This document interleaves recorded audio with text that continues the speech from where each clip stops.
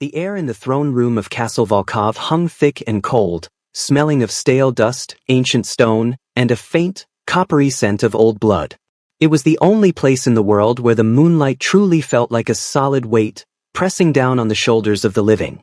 A solitary figure, a man who looked woefully out of place in the Gothic grandeur, stood defiant beneath the gaze of the castle's mistress. This was Caelan Stone, and he was not supposed to be here. Not alive, anyway. He wore reinforced black leather, the kind favored by those who hunt the things that hunt others, and his eyes, a sharp, unyielding gray, were fixed on the woman on the dais. She was everything the legends promised: ethereal, terrifying, and dangerously beautiful. Her gown was black velvet that seemed to absorb the weak light, and a heavy, deep crimson cape pooled around the ornate, high-backed throne. Her skin was the pale, flawless white of mountain snow, contrasting sharply with the long, silver-white hair that cascaded over her shoulders. But it was her eyes that held the true terror, two glowing rubies that promised both infinite power and eternal damnation. This was Serafina Volkov, the Blood Moon Princess, and she was amused. "You'd never survive a night." Serafina's voice was a soft, liquid whisper that nevertheless echoed through the massive chamber, carrying the weight of centuries. Her lips curved into a slow, unsettling smile that revealed the slightest hint of elongated canines. Her enormous, charcoal black wings, edged in a terrifying crimson, twitched slightly, stirring the heavy air. "You are human, fragile. Your pulse is a frantic drum in this silence. The very air you breathe belongs to the night, and the night belongs to me." Caelan didn't flinch. He didn't even shift his weight. The man standing opposite a creature of myth, a known slayer of mortals, should have been paralyzed by fear. Instead, he simply lifted his chin, that small, almost arrogant gesture of absolute confidence that had served him well in the shadows of the world. He reached up with his gloved hand and gently adjusted the neck of his jacket, a movement designed to show how utterly unconcerned he was. "Let's test that," Caelan replied, his voice a low, gravelly counterpoint to her silky tones. The words were not a threat, but a statement of undeniable fact, spoken with the calm certainty of a man who knows his own worth. "I didn't cross a continent, dodge your sentinels, and walk straight into your drawing room just to prove I'm scared, princess. I'm here because I want something you possess, and I'm willing to bet my life that I can take it." A ripple of low, murmuring sound went through the shadows that lined the perimeter of the room. Serafina's court, ancient, pale vampires wrapped in silk and malice, had been silent observers, but Caelan's sheer audacity was too much even for their cold composure. They were her generals, her advisors, her pets, and they looked at Caelan with a mixture of hunger and utter disbelief. Serafina raised a hand, and the murmuring ceased instantly. Her gaze narrowed, not in anger, but in calculation. A human, a mere mortal, had managed to bypass the impenetrable defenses of Castle Volkov, a feat that had not been accomplished in living memory. She was intrigued. "You interest me, Caelan Stone," she finally said, pronouncing his name with a slight, beautiful roll of the R. "Tell me, before I permit my loyal Lord Malachi to dispose of your corpse, what is it that you think you can take from me? A scroll? A jewel? The pathetic life of another mortal fool." A tall, impeccably dressed vampire with a severe, handsome face and a posture of rigid loyalty stepped forward from the shadows. This was Lord Malachi, Serafina's most trusted, and perhaps most possessive, advisor. He looked at Caelan with unconcealed disdain, his eyes flashing momentarily red. "My queen, this insolence must be met with swift destruction," Malachi hissed, his voice sharper and less pleasant than Serafina's. "He taints the air of the castle." Serafina ignored him, keeping her hypnotic eyes on Caelan. "The price of admission to your castle, princess, is what I seek," Caelan stated plainly. "I want something taken from me years ago. Something that only a creature of your power could return. I need the life of a child you stole, Serafina, my niece. Bring her back to the land of the living, and you get my life, should I fail to survive your rules." The silence that followed was so profound it hurt the ears. Caelan's request was not for treasure, but for a resurrection, a true impossibility. Serafina leaned back slowly on the throne, the movement graceful and predatory. She let the tension build for several agonizing heartbeats, her mind clearly working through probabilities and risks. Her ruby eyes seemed to drink in Kaelin's essence, searching for the weakness that must surely exist. She found only a terrifying, stubborn will. A bold request, Hunter, she mused. The dead do not return to life at my whim, even my power has its limits. But your offer is stimulating. The life of a renowned hunter, Kaelin Stone, in exchange for a fairy tale. I rarely find myself bored, but you offer a unique diversion. She stood up, and the sight of her full height, framed by the enormous wings, was breathtakingly intimidating. She descended the few steps of the dais, moving with a silent, fluid grace until she stood mere feet from him. Kaelin could feel the cold, unnatural air radiating from her skin. Here is my counteroffer, Seraphina whispered, her breath brushing his ear, an intimate invasion that sent a shiver down his spine despite his resolve. My court wishes to see you bleed. I am tired of merely watching them feast. I want to be entertained. Survive 30 full nights in Castle Volkov. You will be provided a single room, but nothing more. You will not leave the castle grounds. You must evade my court, my traps, and my hunger. If you survive until the next blood moon, the 30th night, I will use every ounce of my true, ancient power to grant your wish, no matter the cost to myself. If you fail, I claim your soul and your blood, and I will wear your skin as a testament to your folly. She extended a pale, sharp-nailed hand towards him, her thumb stroking the back of his wrist where his pulse hammered furiously beneath the leather glove. Her eyes glowed brighter, a promise of both pleasure and pain. Do we have an agreement, Kaelin Stone? Kaelin felt the sheer force of her will, the seductive pull of her vampiric energy, trying to compel him. But he was a hunter, and he had stared down worse creatures. He forced a smile that didn't quite reach his eyes, a defiant grin of a man walking willingly into the jaws of death. He looked at her, then glanced past her at the furious face of Lord Malachi and the hungry eyes of the vampire court. He was alone, surrounded, and the odds were beyond impossible. Agreed, princess, Kaelin said, his voice firm. Let the test begin. Seraphina's smile widened, an expression of pure, dark delight. The game had begun. The hunter was now the prey in the ultimate, deadly experiment. The guard changed immediately. Lord Malachi, radiating cold fury, gave a clipped, almost violent nod to two towering figures in dark, archaic armor. They moved with a disturbing silence, their forms melting out of the shadows to flank Kaelin. This was no longer a polite audience. He was now a prisoner and a spectacle. Kaelin felt the subtle shift in the atmosphere. The casual predatory interest of the court had sharpened into anticipation. They weren't just watching. They were waiting for the first sign of weakness. Seraphina remained on the floor of the dais, her crimson eyes tracking Kaelin's every minute movement. She was studying him, assessing the resilience of the toy she had just acquired. Take him to the South Tower quarters, Seraphina commanded, her voice dropping the theatrical flourish for a tone of brisk authority. Ensure the chamber is locked from the outside. No access to the courtyard, and certainly no access to any of my kitchens. He is to survive on his own ingenuity. His survival is his sustenance. Understood, Malachi? Lord Malachi bowed stiffly, his resentment palpable. Understood, my queen. Though I advise against granting him even that minimal space. He is a trained killer, and a caged animal is the most dangerous. Precisely, Seraphina purred, a dark amusement sparkling in her gaze. I do not want a docile lamb, Malachi. I want a worthy opponent.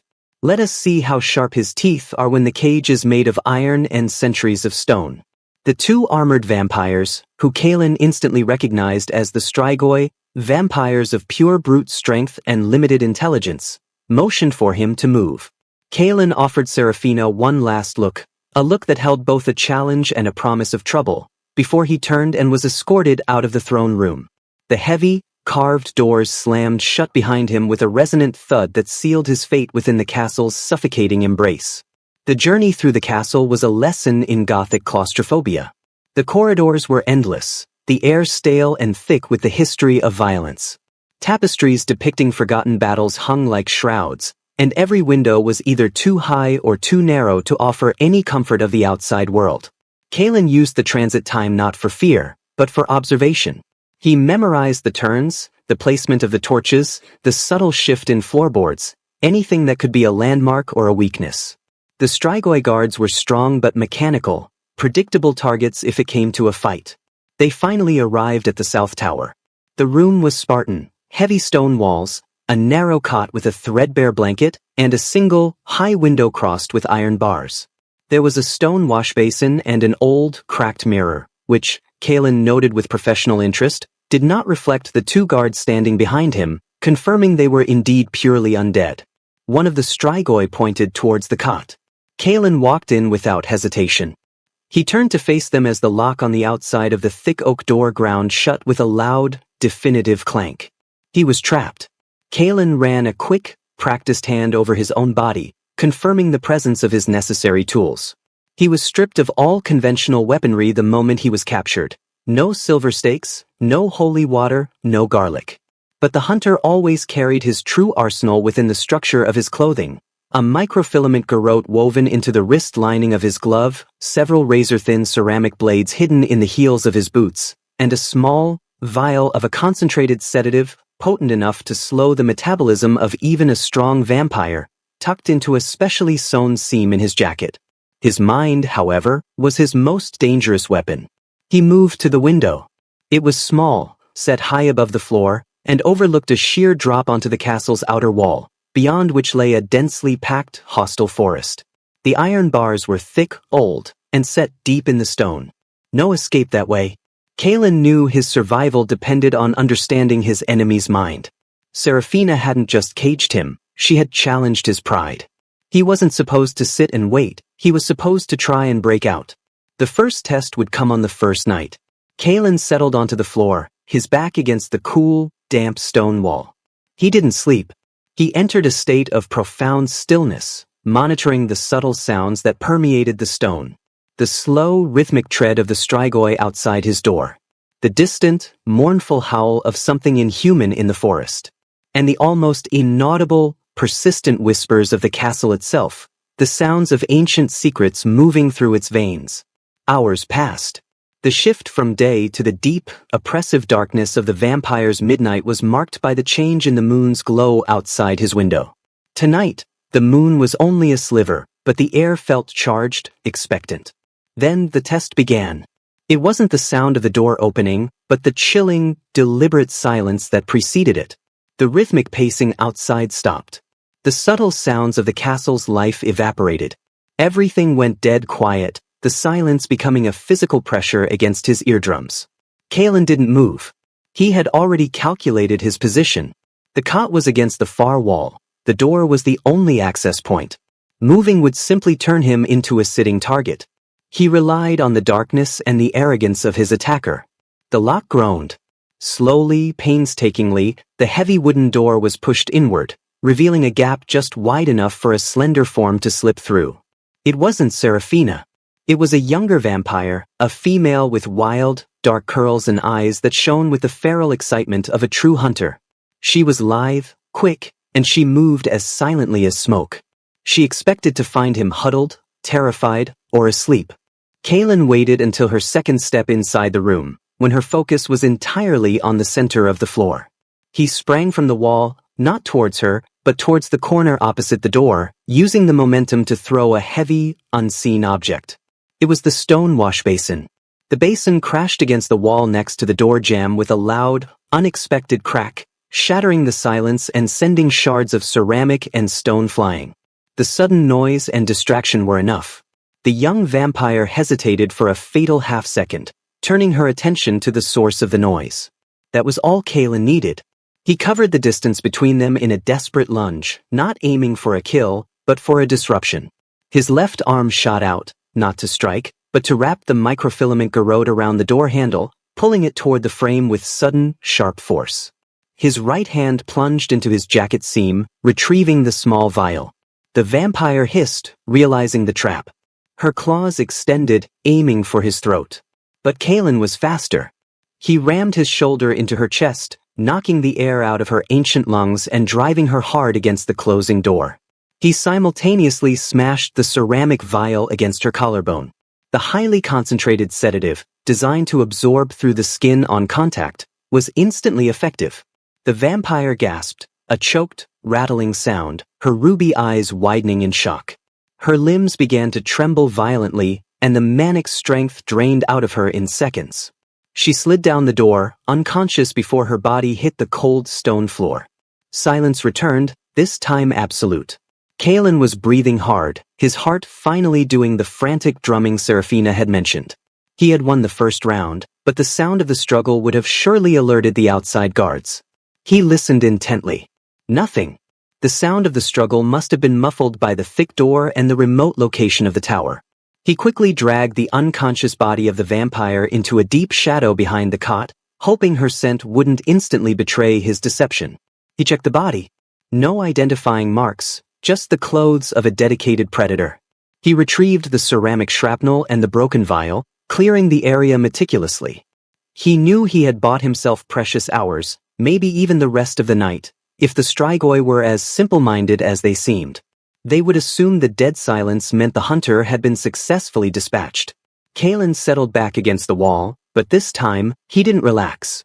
He had survived 1 hour of the first night. He still had 29 more days to go, and he knew his next attacker would not be so careless. Serafina was watching, and he had just proven he was more than a fragile mortal. He had proven he was worth the hunt. The long, agonizing wait until dawn was a silent siege. Kalen sat in the darkness, alert, listening to the strained silence outside his door. He had successfully neutralized the threat, but that success was a liability. The vampire he had subdued, hidden beneath the cot, would be missed eventually, but Kalen counted on the arrogance of the court. They would assume the hunter was killed and consumed, and perhaps the Strigoi guards would simply assume the dispatched vampire was careless with her meal. As the first faint, bruised light of the sun began to filter through the narrow, barred window, a painful, distant promise of warmth, the lock outside groaned again.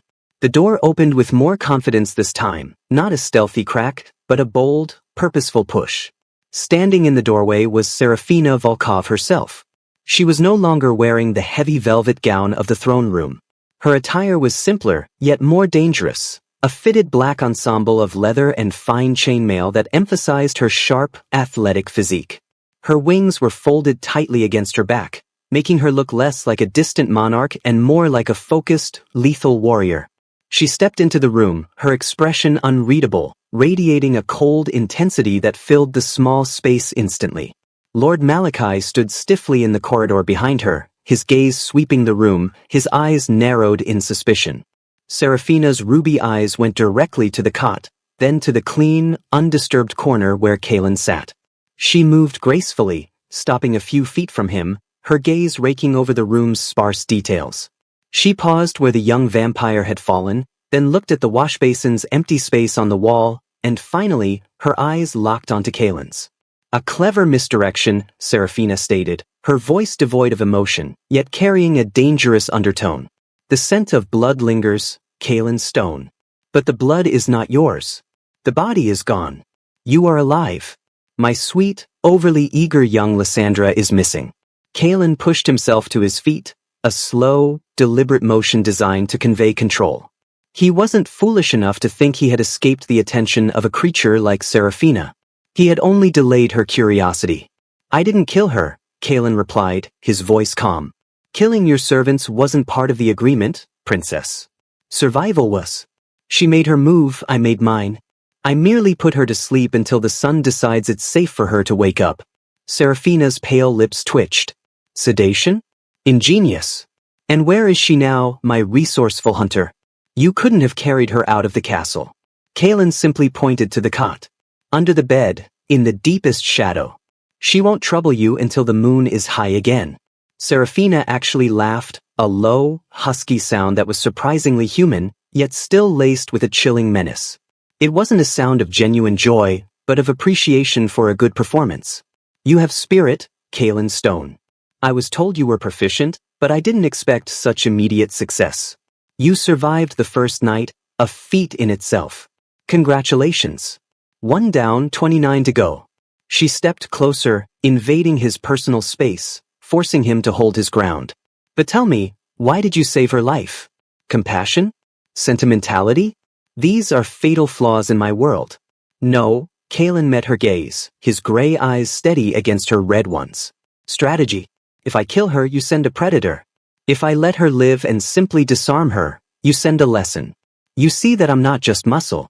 You see that I have a mind, and that mind will be your most challenging prey. Serafina studied his face, her expression turning serious. She raised a sharp-nailed hand, not to strike, but to lightly touch the faint line of a scar that ran along his jaw. The touch was ice-cold and unsettlingly intimate. You play a high-stakes game, Hunter. You ask for a life, yet you wager your own against me. What is the wish, truly? Why risk eternal damnation for a life that is already lost? The wish is simple, Kalen murmured, resisting the urge to pull away from her unnerving touch. It's about fixing a failure. The girl, my niece, was stolen because I was too slow. I failed to protect her. My survival is the only currency I have left to buy her back. And you are the only one with the magic powerful enough to attempt it. Noble, Serafina scoffed, dropping her hand. And predictable. That is your only flaw, Kalen. Your morality. You should worry less about redemption and more about surviving the day. My court, led by Malachi, will be furious at your survival and Lysandra's humiliation. They will not be so careless next time. Lord Malachi, who had been listening from the door, finally spoke, his voice tight with controlled anger. I assure you, Queen Serafina, the next attempt will be orchestrated by me. It will be swift, and it will not involve any unnecessary theatricality. This human will not survive the second night. Serafina glanced over her shoulder at Malachi, a slow smile returning to her face. You hear that, Kalen? My court is now fully invested in your demise. The game is becoming much more interesting. She turned back to Kalen, her expression softening infinitesimally, revealing a flicker of something dangerously close to admiration. A true hunter understands his terrain. Since you've proven yourself intelligent enough to survive a single night, I will give you a single concession. You are permitted to roam the central, non-private sections of the castle during the daylight hours. My court sleeps during the day, so you are safe from their teeth. But you must be back in this room before the sun sets. If you are not, I will hunt you myself, and I promise you, my hunt is inescapable. She didn't wait for his reply. With a final, lingering look that felt like a brand, Serafina turned and swept out of the room, Lord Malachi following immediately, the heavy door slamming shut behind them. Kalen listened as the lock clicked. He was breathing easily now, the tension of the confrontation receding. He walked to the window and watched the gray sky. Serafina hadn't given him a concession, she had given him a tool. To survive 30 nights, he couldn't just hide, he needed to understand the castle's layout, its weaknesses, and its secrets. He needed to find the source of Serafina's power, the magic capable of granting his impossible wish. He waited until the sun was fully up, casting a weak, cold shaft of light through the bars. He knelt down, pulled Lysandra's unconscious body out from under the cot, and carefully leaned her against the wall in the light. She wouldn't be happy when she woke up, but at least she would live. Kalen then opened his door. The Strigoi guards were gone, replaced by the silence of the sleeping castle. The game of survival had just turned into a dangerous game of exploration and espionage. Kalen Stone had 29 days to uncover the weakness of the Blood Moon Princess and her fortress. The castle during the day was a study in contrasts. The menacing shadows of the night retreated, replaced by a dust-moted, sepulchral silence. The air was stale, still bearing the cold breath of the night's inhabitants, but the oppressive sense of being watched had lifted. It was quiet, and in that quiet, Kalen Stone found his footing. He stepped out of the south tower, his ears straining for the slightest sound. The Strigoi guards were gone, and the heavy doors to the exterior were sealed shut. His range of movement was technically limited to the central, non-private sections, a vague term that he intended to stretch to its absolute limit.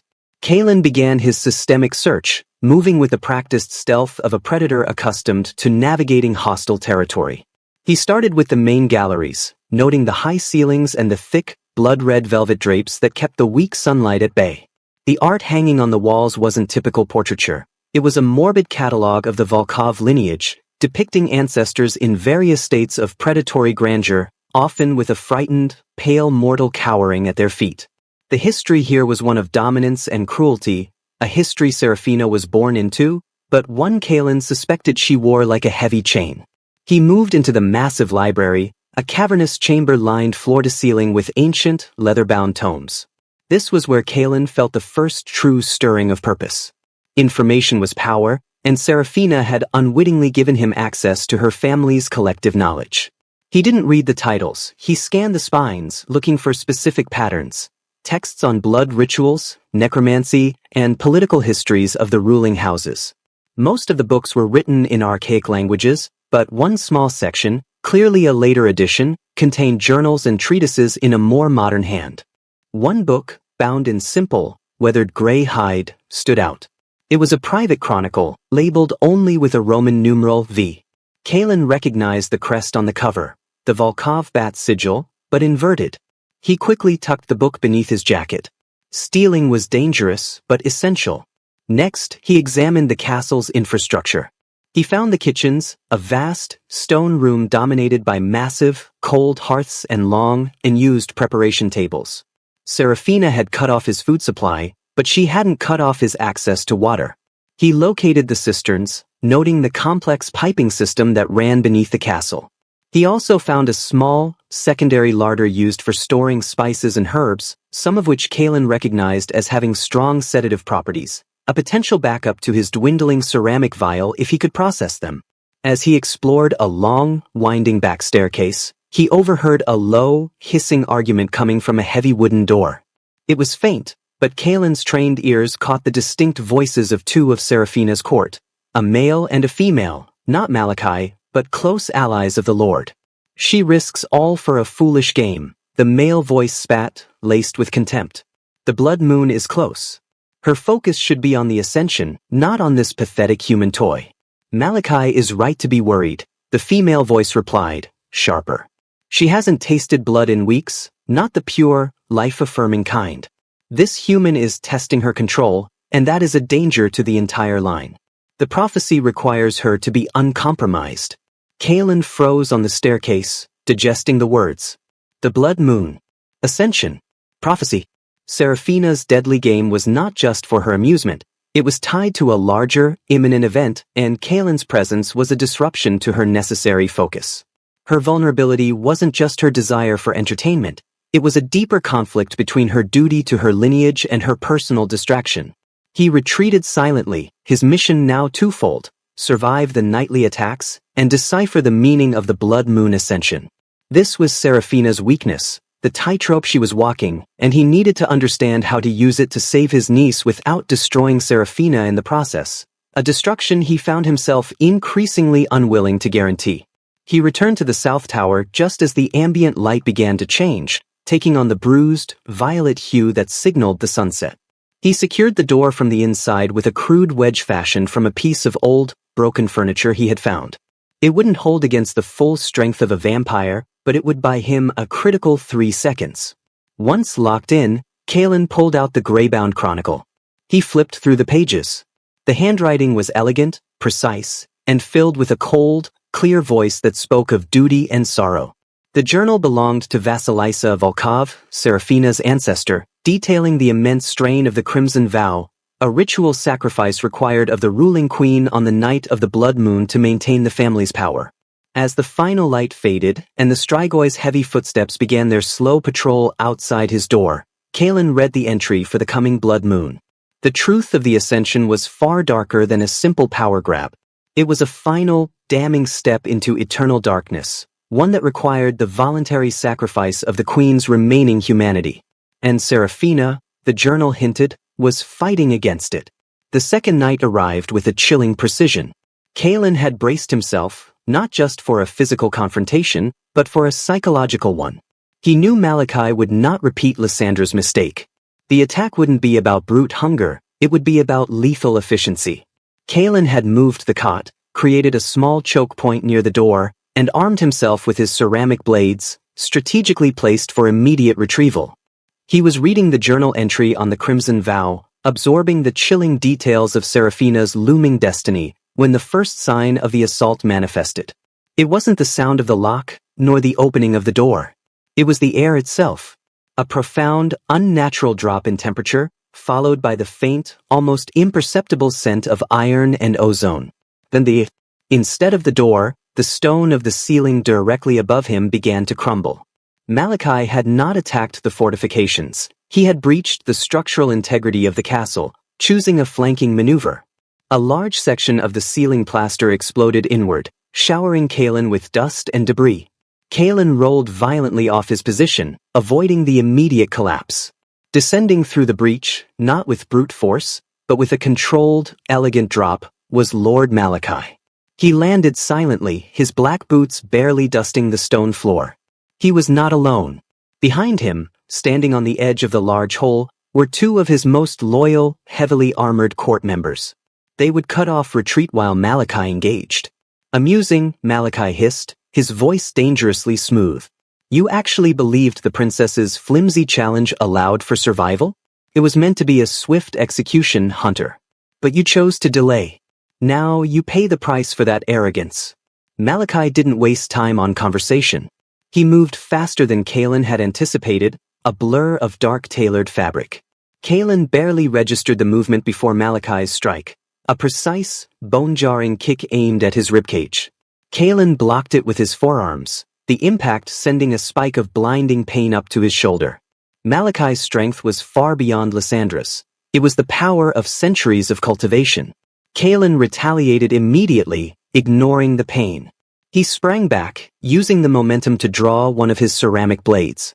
The non-metallic nature of the blade made it undetectable until it was too late. He feinted high and struck low, aiming for the tendon in Malachi's knee. Malachi was too fast. He didn't just dodge, he vanished, reappearing instantly behind Kalen. Malachi grabbed Kalen's arm, twisting it with devastating force, disarming him of the blade, which clattered uselessly on the stone floor. Ineffective, Malachi sneered, his breath cold on Kalen's neck. I know your kind, mortal. Your little trinkets mean nothing against true power. Just as Malachi prepared the killing blow, intending to crush Kalen's spine, Kalen executed the unexpected. He didn't fight the twist, he amplified it. He dropped his weight, wrenching his shoulder, and head-butted Malachi in the face with savage force. The impact wasn't enough to injure the vampire, but it was enough to stagger him.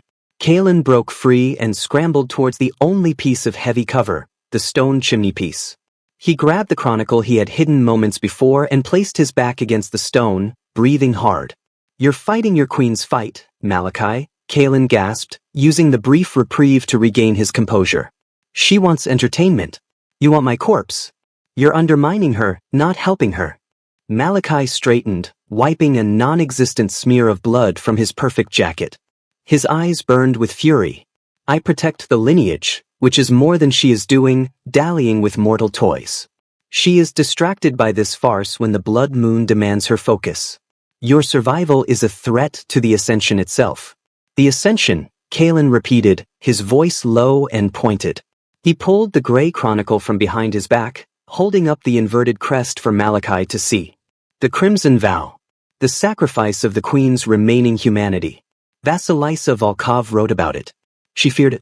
She tried to find a way out. Malachi's composure shattered. His eyes widened, a flicker of genuine shock crossing his features. The mention of the chronicle and the private details of the Crimson Vow, a secret known only to the most ancient court members, was a profound blow. Where did you get that? Malachi roared, lunging forward, his movements no longer controlled, but desperate. Kalen knew he couldn't survive another close-quarters fight. He didn't run, he threw the book. Not at Malachi, but into the breach in the ceiling, directly into the view of the two Strigoi guards who were hovering above. You should read it, Malachi, Kalen shouted, baiting the vampire's obsession with power and legacy. It's about how to avoid turning your queen into a bloodthirsty puppet for your court. The distraction was minimal but effective. Malachi hesitated, his attention split between Kalen and the location of the sacred, dangerous journal. A sharp, dominating voice cut through the violence from the doorway, cold and instantly silencing. Enough. Seraphina stood in the doorway, her massive wings fully unfurled, filling the entire frame. The sight of her, terrifying, incandescent, and absolutely enraged, stopped both Malachi and Kalen mid-motion. Her ruby eyes were blazing with a power Kalen had not yet witnessed. The air vibrated with her fury. Malachi, Seraphina commanded, her voice a whip of pure ice. You broke my explicit command. You attacked him in a way designed to destroy my rules. You dared to bring down my own castle on a challenge I issued. Malachi immediately dropped to one knee, but the defiance still simmered in his eyes. My queen, I was ensuring the integrity of the line. This human is an unacceptable variable before the blood moon. His presence risks everything. My control is not negotiable, Lord, Seraphina hissed, taking a slow step forward. And you questioned it. You questioned my authority in my home. You will stand down. Or face the eternal consequence of treason. The air crackled. Malachi knew he was beaten. He bowed his head deeply. As you command, my queen. Seraphina did not look at Kaelin, but she spoke the final instruction clearly. Return to your duties, Malachi. He survives this night. You will not approach him again without my direct, verbal order. You have 28 nights left to wait, or suffer my wrath. Malachi gathered his loyalists and vanished into the ceiling breach, leaving Kaelin alone with Seraphina. She waited until the sounds of their exit had completely faded before she turned to face Kaelin. Her anger was gone, replaced by a devastating weariness. She looked at the hole in the ceiling, the damaged room, and the ceramic blade near the fireplace. You draw out the worst in them, Kaelin Stone, she said, her voice dropping to a near whisper. And now, you have given them ammunition. The Chronicle. They will be searching for that journal, not just for you. Kaelin reached up and, pulling his hand from his pocket, revealed the journal. He hadn't thrown the real one.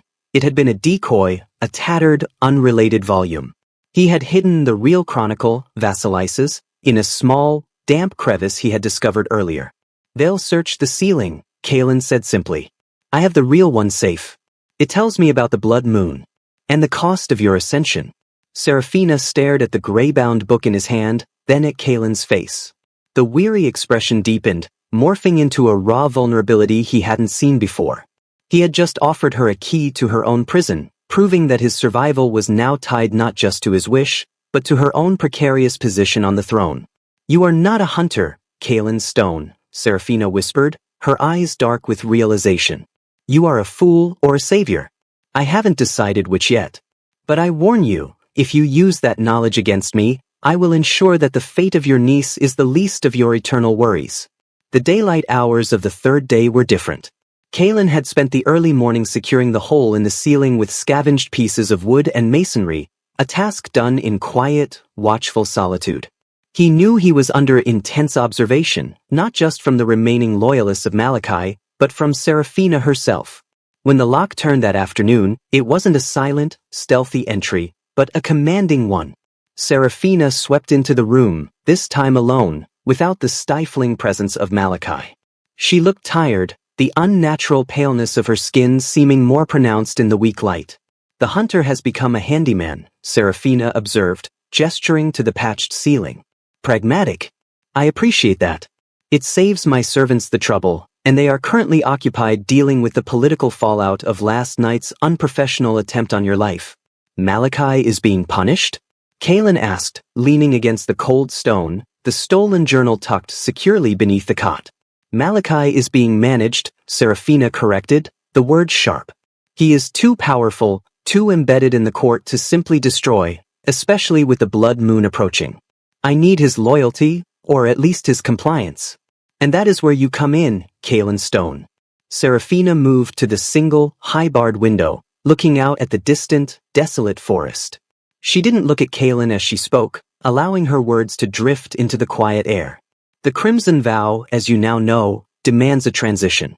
The court desires that I shed my remaining moral restraint to become a creature of absolute, unchallenged darkness. This is necessary, they believe, for the survival of the Volkov line. But I refuse to be a mere puppet of prophecy. My ancestors, like Vassalisa, fought this descent, and I will too. Kaelin understood the gambit instantly. You want me to be a distraction, a provocation. You want to use my survival as proof that your current path, the path of amusement and games, is superior to Malachi's immediate, brutal efficiency. If I live, it suggests you are in control.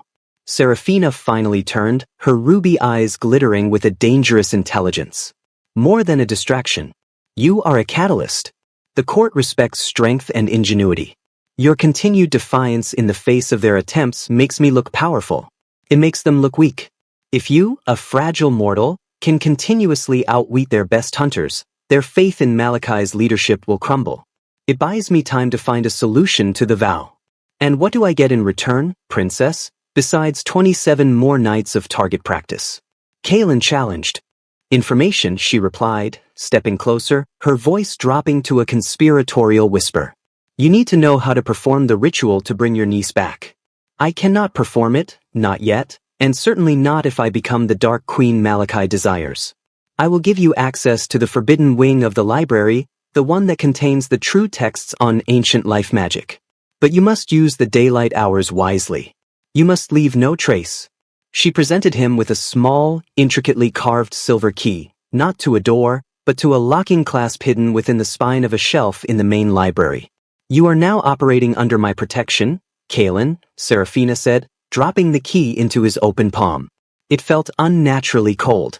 If any member of the court, or any Strigoi, touches you during the day, they will answer directly to me. If they succeed in killing you at night, they will be lauded. That is the game. Do not mistake my alliance for kindness. I am using you to buy my freedom. You are using me to buy your niece's life. Kaelin looked at the key, then back at her. The line between predator and partner had become perilously thin. Understood, Seraphina. But a key isn't enough.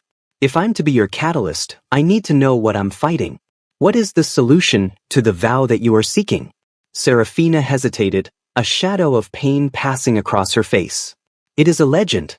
A myth whispered among the ancient houses. A counter-ritual that requires a binding, non-blood sacrifice. A complete transference of eternal life force. A willing gift. It is an impossible solution, Kaelin. But it is the only one that saves my soul from the darkness. The meaning was clear. Seraphina needed an immortal willing to trade their eternity for her redemption. An impossible wish, perhaps even more impossible than Kaelin's. I'll stick to finding the resurrection ritual first, Kaelin decided. I have 27 nights. And I need more than the key. I need to know the castle's true weak spots. The hidden tunnels. The escape routes. Just in case your management of Malachi fails. Seraphina gave a slow, dry smile that reached her eyes for the first time. Practicality. Excellent. The oldest tunnel entrance is in the west wing, beneath the gargoyle's pedestal in the ruined chapel. It leads to the catacombs, which Malachi is using as his private base of operations. But that is your final escape route, Kaelin.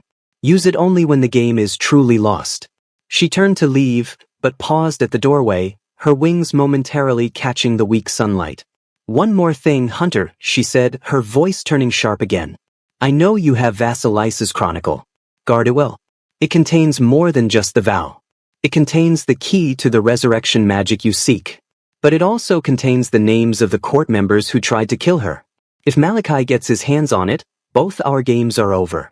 She was gone, leaving Kaelin with the silver key, a mission, and a deeper understanding of the deadly dance he was now performing. A fragile alliance against a castle full of sleeping enemies, all leading up to the inevitable climax of the Blood Moon. Kaelin clutched the silver key.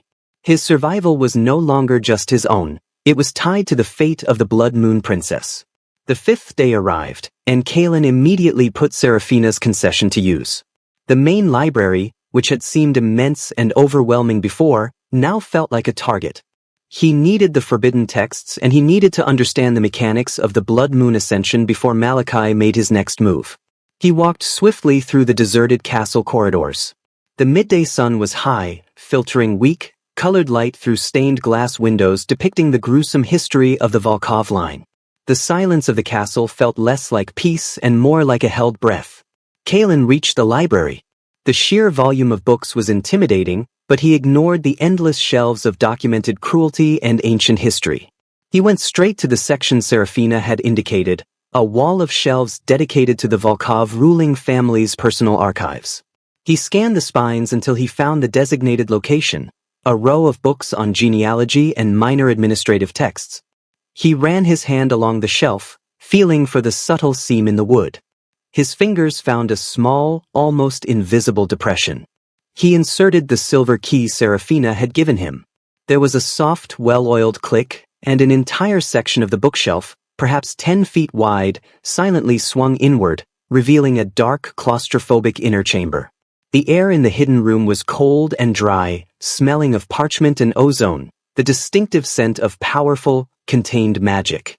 The shelves here were made of iron, holding fewer books, but each one looked terrifyingly potent. These were not chronicles, they were grimoires. Kalen wasted no time. He pulled out Vasilice's chronicle from beneath his jacket and compared its cryptic notes to the titles of the grimoires.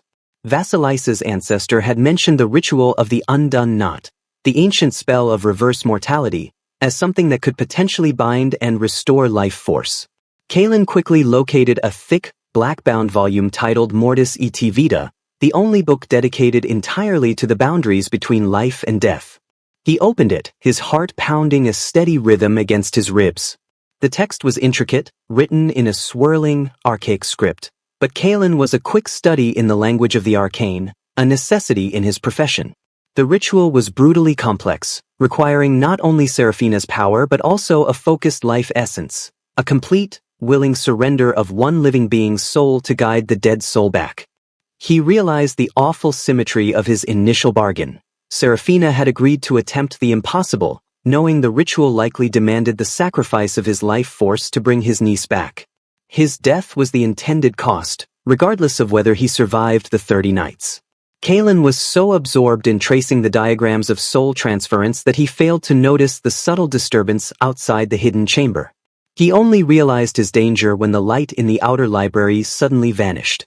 Not faded, vanished. The heavy velvet drapes across the library's massive windows had been pulled shut, plunging the entire room into an impenetrable, artificial night. Kalen cursed under his breath, jamming the large grimoire and the chronicle back into his jacket. He quickly pressed the silver key back into the lock, and the hidden bookshelf sealed with a soft, final thunk. He was now trapped in the library, in the dark, with a predator. The silence was heavier, charged with anticipation. Kalen drew a ceramic blade and flattened himself against the cold stone of the wall. This was not Malachi's strategic assault. This was personal, stealthy, and intimate. A low, feminine voice purred from the darkness, close enough to send shivers down his spine. The hunter is foolish to hunt in the dark. Don't you know, Kalen Stone, that the dark is our kingdom, and we know every corner, every breath? A figure materialized slowly from the blackness, tall, elegant, and strikingly beautiful, dressed in flowing silks. Her hair was the color of liquid mercury, and her eyes held a soft, dangerous violet glow. This was Lady Viridian, a key member of Seraphina's inner circle, known for her speed and hypnotic influence. She was part of the court that Malachi was trying to rally.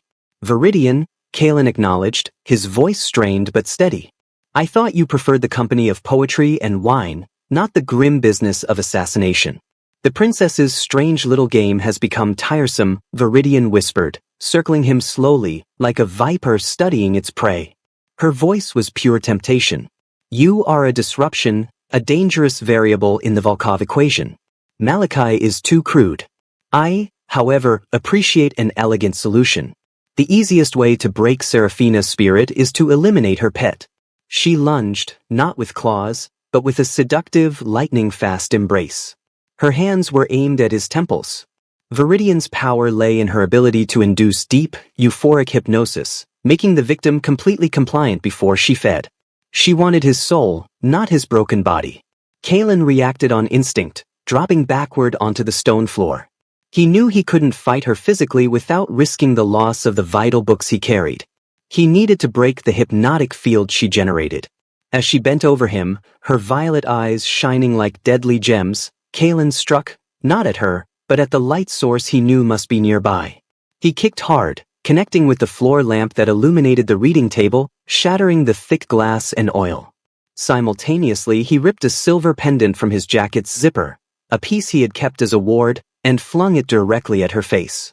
The silver didn't wound her, but the sudden, painful flash of light combined with the metallic scent of the mundane metal was enough to break her focus. Viridian cried out, a sound of exquisite pain and fury, staggering back into the deeper shadows. Kalen scrambled to his feet, disoriented but free from her immediate hypnotic grasp. He knew the lamp oil was highly flammable, but he also knew his limited supply of daylight was slipping away. He needed light, and he needed a weapon. He found both.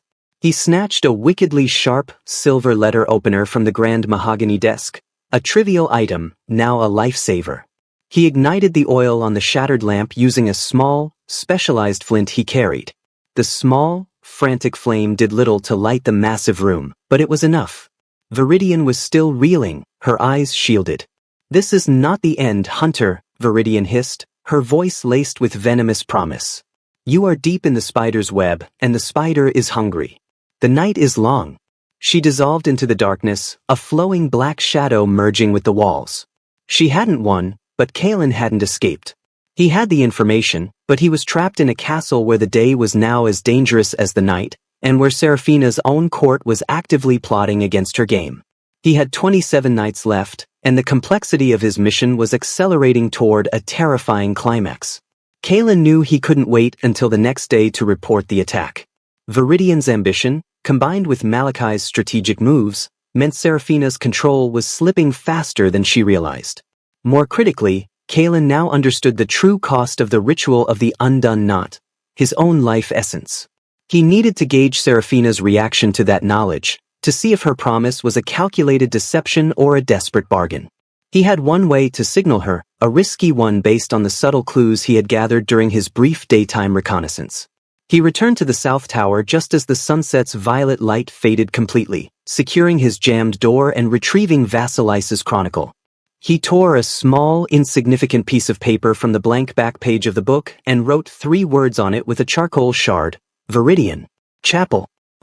He then used the air vent in his washroom, a narrow but active duct, to send the message.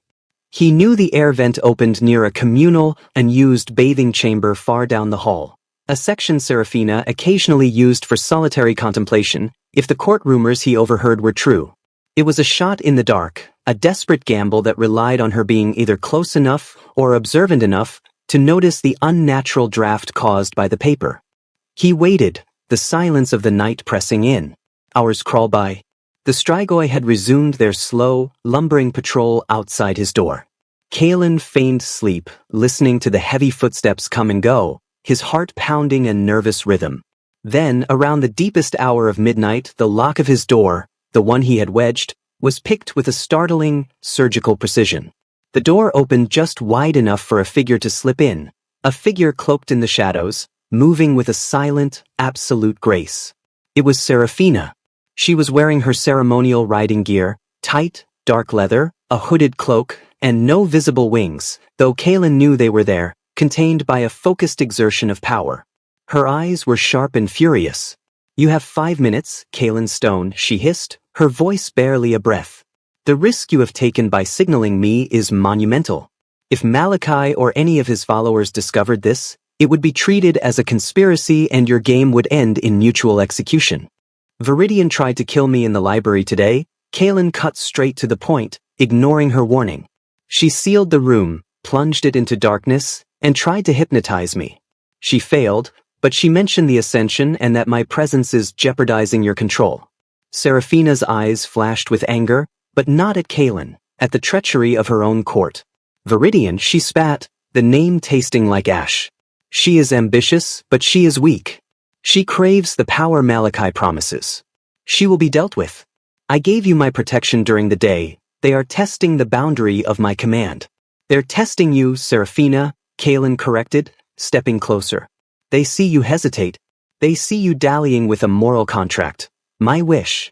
Malachi wants the vow, he wants the Dark Queen, and Viridian wants your place." Kalen paused, taking a deep breath. Now came the true risk. He pulled the Mortis et Vita grimoire from its hiding spot. "I accessed the forbidden texts," he said, laying the massive black book on the small cot. "I read the ritual of the undone knot." He looked directly into her luminous eyes. "The ritual requires a living soul to willingly give itself to the void to guide the dead soul back. It requires my life essence to bring my niece back. You knew the cost." Seraphina did not flinch. She did not attempt to lie. She met his gaze with a cold, desperate honesty. "Yes, Kalen. I knew the requirement. It is the only way the ritual works. A complete transference. I offered you an impossible wish, and I offered my power to facilitate it. Your survival in my castle until the 30th night is the only way to earn my commitment to attempt the ritual. I never promised you survival after the ritual was complete. So the whole game was a long execution, Kalen concluded, a faint, bitter smile playing on his lips. I had a feeling. The whole game was a long bargain, Serafina corrected, her voice taking on a fierce intensity. You want your niece's life. I want to avoid eternal, mindless servitude to a dark legacy. Your sacrifice provides a means for your niece's life, and my commitment to the ritual prevents me from becoming the monster that would kill you simply for sport. This bargain is the only tether I have to my remaining humanity, Kalen. Your life, freely given, is a beautiful and terrible thing. It is the perfect, noble-hearted sacrifice to deny the vow. Her vulnerability, though wrapped in monstrous logic, was profoundly affecting. She wasn't just using him, she was relying on him to maintain her own moral edge against the darkness consuming her. All right, Kalen conceded. Then the meeting is still necessary. You and I need to solidify our alliance against your court. I have found an entry to the catacombs beneath the ruined chapel. Malachi is using it as his base of operations. If he is consolidating power, he is preparing for a coup before the blood moon. I need to get inside, and you need to know what he is planning. Serafina stared at him for a long, silent moment, assessing the raw, suicidal courage of the man standing before her. Go to the chapel when the moon is at its zenith, she commanded, her voice regaining its iron strength. I will be waiting. You will show me the entrance. If you betray me, if you try to escape or contact your outside world, I will know. And I will ensure your niece's soul is lost to me forever. She didn't wait for a reply. She turned, melting back into the shadows she had arrived in, and the heavy door was silently secured. Kalen was left alone in the dark room, with the cold print of the Mortis et Vita grimoire burning on the cot. He had 25 nights left. He was now an unwilling double agent, walking into a midnight meeting with the Vampire Queen to plot against her own council in the heart of her fortress. The game of survival had turned into a full-scale, life-or-death political war, and Kalen Stone was Serafina Volkov's only mortal ally. The moon reached its zenith, a silver disk hanging low and cold over the ruined spire of Castle Volkov. Kalen moved silently through the deserted corridors. He had left the south tower not by the door, but through the small, unused fireplace chimney, having tested the integrity of the smoke-caked stone earlier. He was now relying entirely on his stealth and Serafina's promise of nocturnal protection. Any Strigoi or court member he encountered would be free to kill him, unless Serafina was physically present to command otherwise. The ruined chapel was in the desolate west wing, a structure mostly open to the elements, scarred by some ancient, violent confrontation. Stone pillars were shattered, and the grand altar lay toppled, choked by moss and thorny weeds. The air here was fresher, carrying the scent of damp earth and the wild, untamed forest outside. Kalen reached the center of the chapel. Serafina was waiting, standing beside a collapsed marble statue, her cloak blending perfectly with the deep shadows. She looked less like a queen and more like an ancient sentinel. You are late, Hunter, she murmured, her voice a low hum. Punctuality is a virtue in a time of treason. I was checking the watch rota of the Western Sentinels, Kalen replied, emerging from the darkness. They are tighter than usual. Malachi is deploying his forces. Serafina gave a curt nod, accepting the information as payment for his tardiness. Show me the entrance. If Malachi is consolidating his loyalists, he is preparing to strike soon. The blood moon is too close for this infighting. Kalen moved to the broken pedestal of a massive, wingless gargoyle statue, half buried in the rubble. He knelt down, running his hands over the base. The carvings here aren't decoration, they're markers, Kalen explained, pushing aside a clump of thick ivy. This pedestal is hollow. The original builders often used the lowest part of the spire as an access point to the foundation tunnels before sealing the structure. This one was sealed haphazardly. He located a small, almost invisible fissure in the stone and pressed a specific sequence of points he had observed in Vasilice's chronicle drawings, a series of runic pressure marks. There was a low, scraping sound of stone grinding on stone. The pedestal base shifted a few inches, revealing a dark, square opening into the earth, leading to a steep, uneven set of stairs. The cold, fetid air that rushed out smelled strongly of mildew, old earth, and a faint, metallic tang Kaelin recognized as ancient vampire residue. The catacombs, Seraphina breathed, stepping forward, her eyes narrowed. This has been lost for centuries. A perfect, dark sanctuary for a conspirator. He's using it to gather forces outside of your visual reach, Kaelin confirmed. We need to know the extent of his forces and if they're just court members or imported mercenaries. Seraphina looked at the dark opening, then back at Kaelin. The risk of sending him down there was enormous. The risk of going herself was catastrophic. A queen caught infiltrating her own catacombs could be politically devastating if caught. I cannot descend, Seraphina stated, her voice tight with frustration. The tunnel is too narrow for my wings, and if Malachai's men are down there, I cannot afford to be trapped in close quarters without the ability to fight at full capacity. She looked Kaelin in the eyes, her gaze demanding trust he hadn't yet earned. Go, Kaelin Stone. Go down and assess his forces. Find his communications, his plans, and any evidence of his collusion with the outside world. This is no longer about your survival. It is about the balance of power in my domain. If you do this, I will owe you more than just a ritual. I will owe you my throne. And if I don't come back?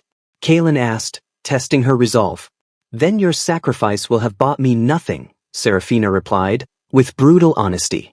And I will take back the throne by force, and your niece's soul will remain lost because the counter-ritual requires the utmost focus, not blood-soaked revenge. Return to me alive, Kaelin. That is my command. Kaelin didn't argue. He knew this was the moment of complete commitment. He drew his last ceramic blade, checked the hidden filament in his glove, and lowered himself into the dark hole. The descent was difficult, the steps slick with centuries of moisture. The tunnel opened into a long, damp crypt. The air was heavy, the sounds of the castle above entirely muffled. Kaelin could hear the distant, low murmur of voices echoing through the stone network, Malachai's council. He moved through the catacombs, a maze of tombs and broken statuary. He found small, temporary encampments, cots, rations, and maps, all confirming Malachai's conspiracy. The maps were the most damning. They outlined strategic points of the castle, not for defense, but for assault, focusing specifically on Seraphina's private chambers and the throne room. Then, Kaelin found the communications hub, a small, makeshift office set up in a large, empty sarcophagus. On a stone table was a sheet of parchment, still drying from a fresh ink inscription. It was a formal decree, bearing the Volkov sigil, but Malachai's personal seal was affixed below it. The decree was titled, Edict of Provisional Authority. It proclaimed Seraphina Volkov mentally unstable and unfit to rule due to her unnatural obsession with mortal affairs and her failure to adhere to the Crimson Vow. It named Malachai as the regent, to assume all powers until the blood moon, at which point Seraphina would be relieved of her duties permanently. The timing was the crucial detail. The edict was set to be delivered and enacted 3 nights from now, 4 days before the blood moon. Malachai was not waiting for the blood moon to strike. He was preempting it, forcing Seraphina to abdicate before the ritual could even begin. Kaelin tucked the decree into his belt, knowing it was the undeniable evidence Seraphina needed. But as he turned to retreat, he heard heavy, deliberate footsteps approaching his location. He didn't have time to hide. He squeezed behind a moss-covered column just as Lord Malachai himself walked into the crypt, accompanied by Lady Viridian and 2 massive Strigoi guards. Malachai was holding a small, silver filigreed box. He opened it, revealing a shimmering, pale blue liquid. The Queen suspects something, Malachai murmured to Viridian, his voice filled with cold calculation. She must not be lucid for the edict. This vial is a powerful paralyzing agent. It will render her conscious but unable to move or speak for a full 24 hours. Enough time to secure the throne room and announce the regency. Viridian smiled, a cruel, satisfied expression. A silent queen. Perfect. She will watch her mortal toy fail, and watch us take the castle. But I still believe we should dispose of the hunter tonight, Malachai. He is a distraction. No, Malachai stated, sealing the box. Let her keep her toy. I want the mortal to witness the failure of her game. It will ensure her despair is complete. 3 nights, Viridian. 3 nights, and the Volkov line will be cleansed of this weakness. Kaelin listened, heart pounding, the paralysis plot chilling him to the core. 3 nights. He had to escape, not just for his life, but for Serafina's rule. He had the evidence, and now he had the plot to neutralize her. He waited, rigid behind the column, until the 4 figures moved past him and deeper into the catacombs. He then scrambled back, desperate to bring the terrible news to the waiting queen. Kalen emerged from the darkness of the catacombs, scraping the last bit of wet earth from his shoulders. Serafina was instantly at his side, her pale face taut with anticipation. Her ruby eyes scanned his frame, searching for wounds, before settling on his tense expression. "What did you find, Kalen?" she demanded, her voice low and edged with dread. Kalen pulled the wrinkled sheet of parchment from his belt and handed it to her. Malachi's plan is not to wait for the blood moon. He is preparing a preemptive coup. The Edict of Provisional Authority, 3 nights from now. He plans to declare you unfit to rule. Serafina's fingers gripped the parchment so tightly the fragile paper threatened to tear. She read the decree swiftly, her features hardening into granite. The betrayal was absolute, but she betrayed no shock, only a cold, ancient fury. "Treason," she hissed, the word a deadly venom. "He misjudged my patience, but he hasn't misjudged the timing. 3 nights is too fast to rally my loyalists outside the castle. He will try to neutralize me first. He has a plan for that too," Kalen reported, his voice low. "A paralyzing agent, a pale blue liquid. Strong enough to render you conscious but completely immobile for 24 hours. He intends to use it to secure the throne room and announce the regency before you can fight back." Serafina closed her eyes briefly, her head tilting back as if absorbing the weight of centuries of betrayal. When she opened them, the weariness was gone, replaced by a ruthless, tactical focus. "The paralyzing agent is likely synthesized from the nightshade orchid, a rare plant found only in the deepest part of the Black Forest," Serafina explained, pacing rapidly across the ruined stone floor. "It is untraceable by mundane means. I cannot be poisoned by food or drink, and I am too powerful to be subdued by force without a pitched battle. Malachi knows this. He will use a different vector." "A ceremonial ritual?" Kalen guessed. "Something that requires skin-to-skin contact, or a shared, ancient rite?" Serafina stopped, turning slowly to face him. Her eyes were piercing, evaluating Kalen not as an ally, but as a critical piece of a complex defense mechanism. "The greatest vulnerability of a high vampire is during the transfer of blood," she murmured, her voice dangerously seductive. "It is the most intimate, sacred, and powerful connection we have. A vampire receiving blood must lower their defenses completely to absorb the life essence. If he can force a small, ceremonial taste on me, the paralyzing agent will be instantly effective." Kalen understood the terror of the situation. Malachi would try to turn Serafina's sacred ritual into her downfall. "Then we stop him from forcing the contact," Kalen concluded. "That is reactive," Serafina dismissed him with a sharp wave of her hand. "We need a preemptive strike. I need to make myself immune to the paralysis, or, failing that, I need to make the transfer useless to him. There is only one way to counter the nightshade orchid, with a direct, focused transference of a pure, foreign essence." She advanced towards Kalen, the air thickening with a sudden, overwhelming heat, contrasting with the cold stone.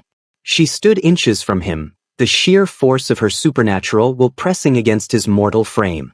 "Kalen's stone," Serafina whispered, her voice dropping to a low, dangerous growl. "You have proven you are not loyal to Malachi.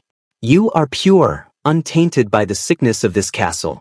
Your mortal blood, so full of defiance and life, is the only antidote I can trust. If I consume a focused measure of your blood, not a lethal amount, but a binding one, my system will be charged with a foreign essence that will recognize and reject the nightshade toxin." Kalen felt a cold dread mix with a strange, intoxicating fascination. She wasn't asking for a romantic embrace, she was asking for a calculated, clinical transfusion, yet the act itself was fraught with monumental, intimate risk. "You want me to risk lethal exposure to a creature of the night, so you can neutralize the poison?" Kalen asked, trying to keep his voice steady. "If you take too much, or if your instincts fail, the game ends tonight." "I will not fail," Serafina swore, her voice ringing with absolute certainty. "But the transference must be complete. It cannot be a superficial wound. It must be a deep connection, Enough for the essence to bind. She reached up, her long, sharp fingers gently tracing the pulse point in his neck, the spot where he was most vulnerable. Kalen could feel the cold, demanding pressure of her nails just barely breaking the surface of his skin. You have 3 nights left to survive, Hunter, Serafina continued, her eyes fixed on his. This act, this transference, will be the greatest risk of your challenge. But if we succeed, you buy yourself 27 more nights. And you gain a bond with me, an intimate knowledge of my nature, that will make you invisible to my enemies.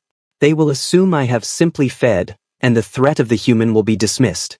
Your survival becomes my weapon. Kalen closed his eyes for a moment, weighing the terror against the necessity. He needed her alive to resurrect his niece. He needed her power focused and untainted. He opened his eyes and met her gaze, his own gray eyes shining with a desperate, self-sacrificing resolve. Do it, Serafina, he commanded, his voice tight. But you take only what is necessary to reject the poison. Not a drop more. And after this, there are no more secrets between us. We are truly allies against your court. Serafina smiled, a fleeting, triumphant expression that did not reach her predatory eyes. Agreed, Kalen Stone. You continue to surprise me. Close your eyes, Hunter. And do not move. Her lips parted, the sharp tips of her fangs descending. The contact was not violent, but fiercely controlled. Kalen felt a brief, burning pinch, followed by a sudden, dizzying sense of warmth being drawn out of his body. The sensation was intense, terrifying, yet strangely profound. He held absolutely still, trusting her promise, trusting her control, trusting the monster with his life. The moment lasted only seconds, but it felt like an eternity. Then the contact broke. Serafina pulled back, her eyes briefly closed, a visible tremor of power running through her frame as she absorbed the essence. She licked her lips, her expression now one of absolute control, the faint, ruby glow of her eyes intensified. It is done, she murmured, her voice deeper, stronger. The poison will not work. You have bought me time, Kalen, and you have made yourself a part of me, in the most primal way. Your scent, your essence, it is now mine. They will not look for you as an enemy anymore. They will assume you are my property. She reached out and roughly pulled Kalen's head to her shoulder, pressing him into the cold leather. Now listen. Malachi expects me to retaliate. I won't. I will feign ignorance. For the next 3 days, you will not leave your tower, not even during the day. I will come to you nightly with plans. You are now the ghost in the machine. And you are safe, Hunter. Until the 27th night, when our original bargain is due. The confines of the South Tower quarters became the unlikely war room of Castle Volkov. For the next 3 days, Kalen Stone did not venture out, not even into the relative safety of the daylight. The risk was too high. Malachi's faction would be looking for any sign of Serafina's countermovement. Kalen was the perfect hiding place, the perceived amusement that everyone had already written off. Serafina visited him just after midnight on each of the remaining 3 nights, always moving like a shadow, shedding her royal demeanor for the intensity of a desperate tactician. The blood transference had subtly altered their dynamic. There was a raw, primal awareness between them now. Kalen could sense the slightest shift in her mood, her focused rage, the thread of ancient fear that ran beneath her icy control. Serafina, in turn, seemed unnerved by her own vulnerability, relying on a mere mortal for her political survival. On the night before Malachi's planned coup, Serafina arrived with a map of the castle, drawn on fine, brittle parchment. She spread it out on the stone floor, using a torch brought specifically to light the details, casting dancing shadows on Kalen's face. Malachi's plan relies on 3 things, Serafina explained, tracing lines on the map with a sharp fingernail. First, the paralysis of the queen. Second, control of the 2 main gates to secure the castle from any external loyalist force. Third, the public announcement of the edict in the throne room at the height of the coup. The paralysis is neutralized, Kalen confirmed, touching the faint bite marks on his neck, scars of their bond. He won't know until he tries the transfer. That means he still plans to move his forces into position tonight. Exactly, Serafina agreed. His mistake is underestimating my reach and overestimating his own loyalty base. While his Strigoi and Viridian's faction will be positioned to storm my private quarters, His most potent force is currently positioned where you found them, the catacombs beneath the chapel. Kalen pointed to a small, isolated area on the map far from the main throne room. The only way to hit them is to collapse their base. If his troops are trapped in the tunnels, he loses his primary strike force. Serafina nodded slowly. The foundation of the West Wing is precarious, Kalen. Vasilisa's chronicle mentioned an ancient structural flaw near the main cisterns that run directly beneath the chapel. With a precise, heavy charge placed at that juncture, the catacomb entrance would collapse, sealing his forces inside. A heavy charge is out of the question, Kalen countered. Too loud, too noticeable, and I don't have explosives. I'd have to use a kinetic lever, something that exploits the structural flaw. I need access to the cisterns. Serafina studied his face, a mixture of cold admiration and disbelief in her eyes. The main cisterns are sealed and require the Master Engineer's key, a tool kept hidden in the East Wing vault, guarded by a very old, very irritable Nosferatu guard named Vladis. Then my plan for the coup is clear, Kalen stated, his gray eyes shining with ruthless focus. I retrieve the key, I access the cisterns, and I set the kinetic trap. You, Princess, must play the victim. You must let Malachi believe the paralysis is still possible. Serafina's expression darkened. That means I must receive him and his coterie. I must allow him close enough to attempt the transfer of the poisoned essence. If my loyalists see me resisting, they will not follow the decree. It's the only way to draw out the leader, Kalen insisted. You receive Malachi and Viridian in your chambers at the hour of the coup, an hour before sunrise. You act weak, distracted. When he attempts the ritual, you let him believe the poison is working, and you give the signal. And what is the signal, Hunter? Serafina asked, her voice barely a breath. Kalen looked at the delicate map and then back at the powerful vampire queen. He knew exactly what he needed to do to maintain the illusion of her vulnerability and simultaneously ensure his own escape to the West Wing. When he leans in to perform the poison transfer, Kalen explained, his voice low, you will raise your hand, not to fight, but to touch his face. And you will whisper one word, Vasilisa. That word will remind him of the prophecy, of the consequences of treason, and it will be the sound of your defiance. When I hear that word, I will initiate the collapse. Serafina absorbed the plan.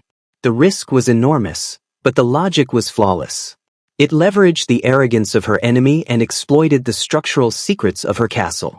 Go now, Kalen Stone, Serafina commanded, extinguishing the torch and plunging the room back into silent darkness. You have mere hours before the coup. Find the vault, acquire the key, and ensure the catacombs become Malachi's tomb. If you succeed, my throne is yours to command. If you fail, the blood moon will rise on a new, darker Volkov dynasty, and your niece's soul will be lost forever. Kalen slipped out of the tower, moving with a desperate purpose. His mission was no longer about hiding. It was about infiltration, sabotage, and survival. The first objective, the East Wing vault and the Master Engineer's key. He moved low, running along the shadows of the main halls, relying on the cloak of his bond with Serafina. The scent of her power now masked his own vulnerability. The castle was quiet, unnaturally so. Too quiet. Malachi's forces were already moving. Kalen reached the East Wing, the most opulent and heavily guarded part of the castle. The vault door was massive, sealed by runic locks and watched by Vladis, a creature of raw, terrifying age. Vladis was not merely a guard. He was a relic, squat and ancient, his face a horrifying mask of stretched, pale skin and exposed bone. Kalen needed to bypass him silently, a near impossible feat against a Nosferatu whose senses were honed over a millennium. As Kalen flattened himself against a pillar, he realized that a silent approach wouldn't work. He needed a calculated risk. He reached into his pocket and pulled out the single remaining ceramic blade. He threw it hard, not at Vladis, but at the enormous, intricately carved chandelier hanging directly above the Nosferatu. The tiny, silent blade impacted one of the main support chains with a sharp, resonant ping. Vladis, ancient and superstitious, immediately looked up, startled by the unexpected sound and the sudden, slight sway of the chandelier.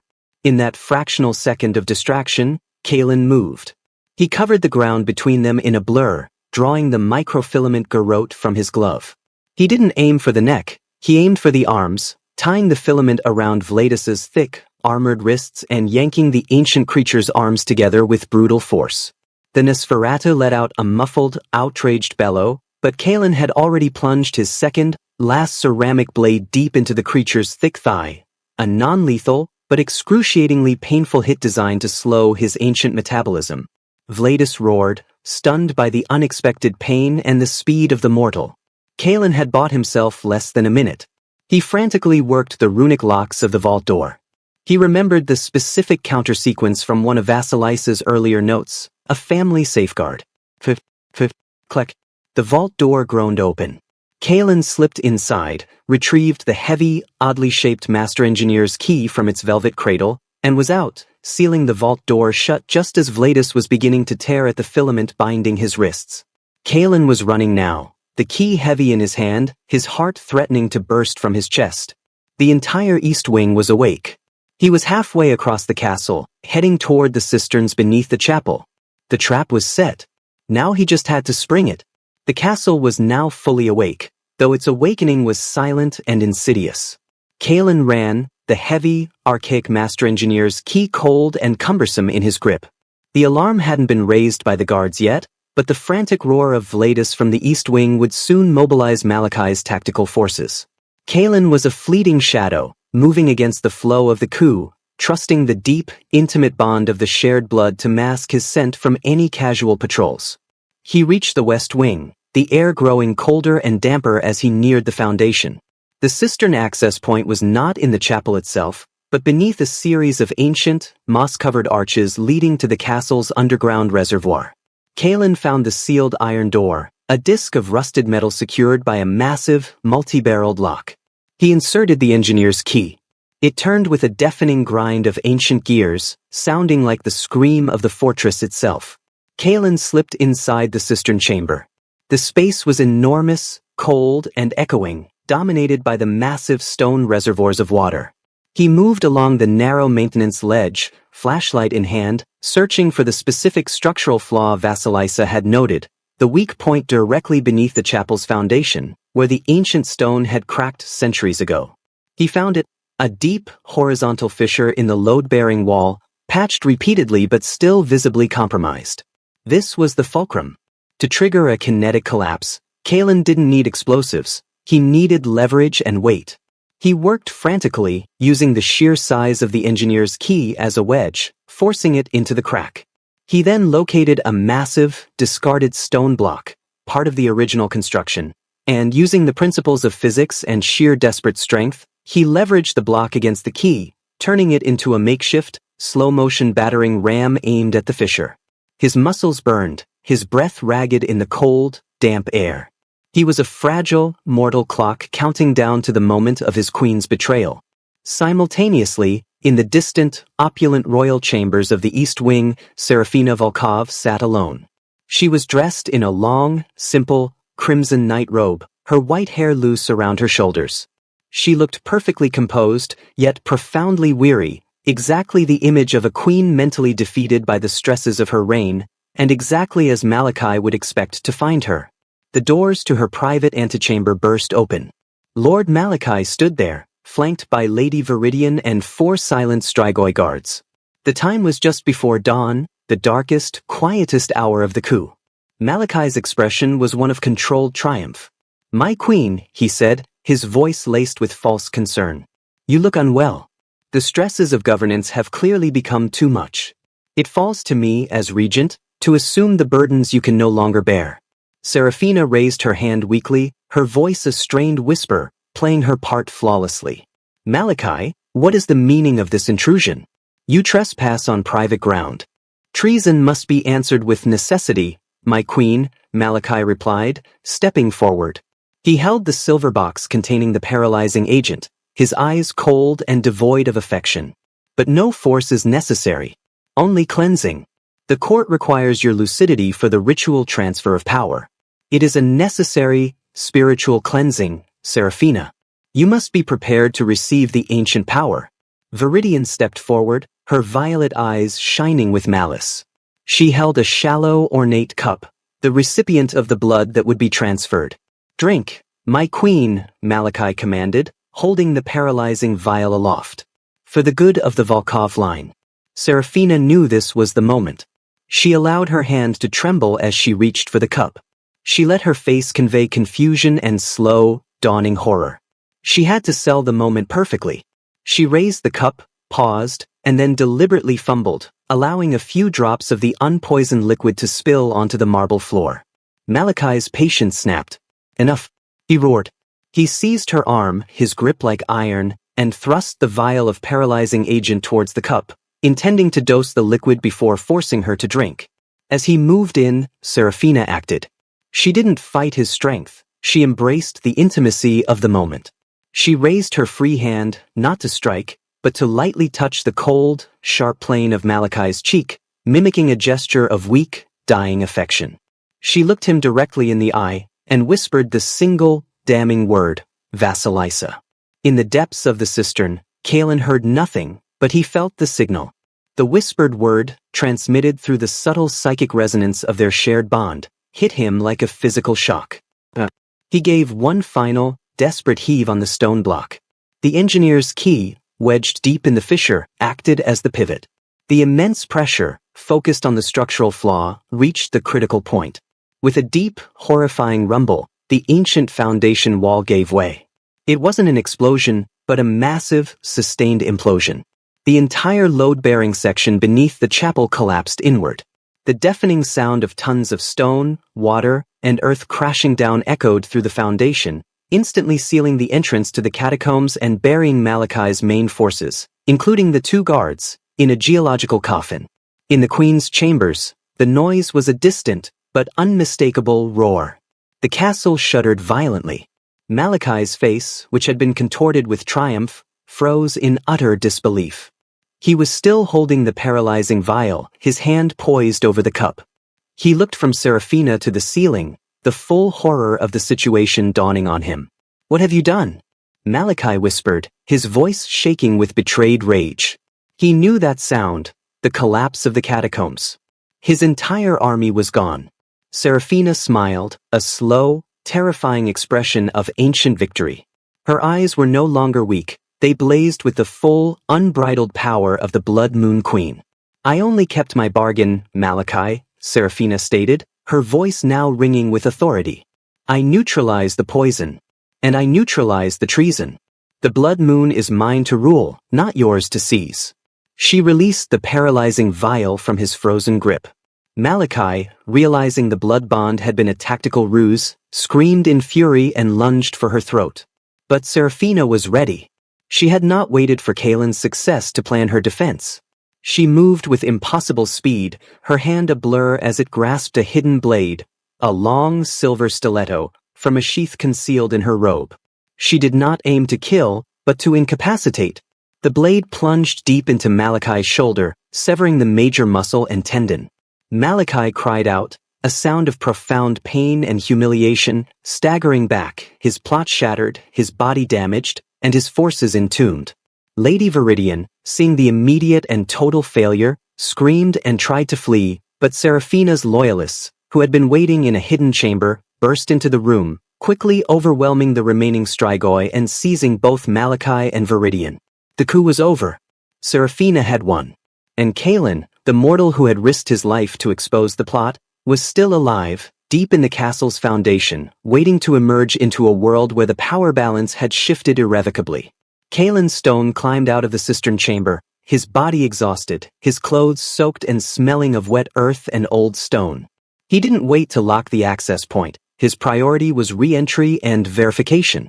He moved back through the silent, cold corridors of the West Wing, a shadow of chaos walking into the heart of a resolved coup.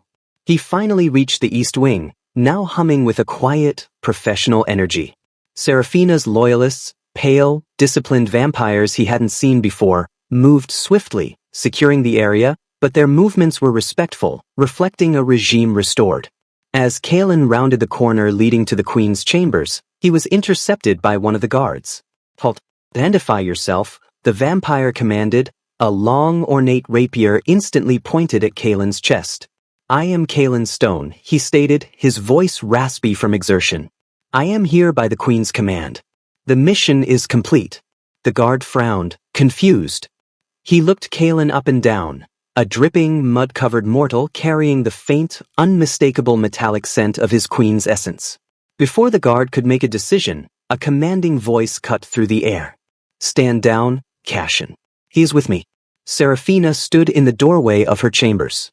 She was still in the crimson robe, but her composure was now absolute.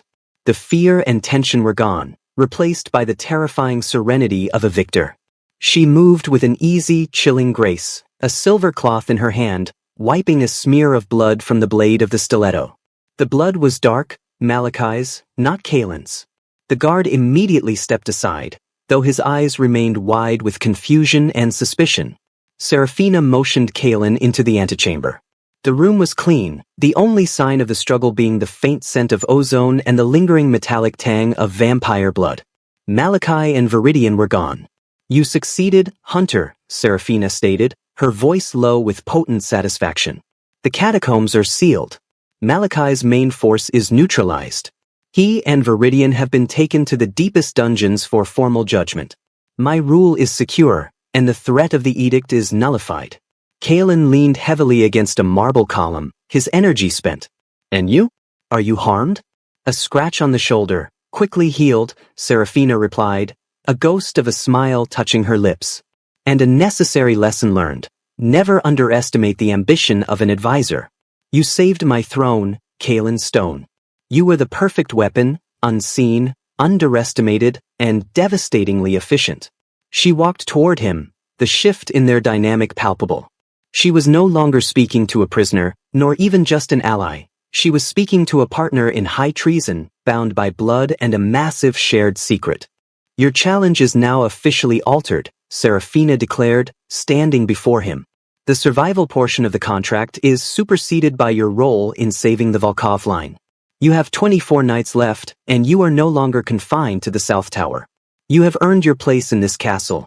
You are my consultant, a title that grants you complete access to the public areas and protection from all remaining court members. No one, not even the Strigoi, will touch you without my specific decree."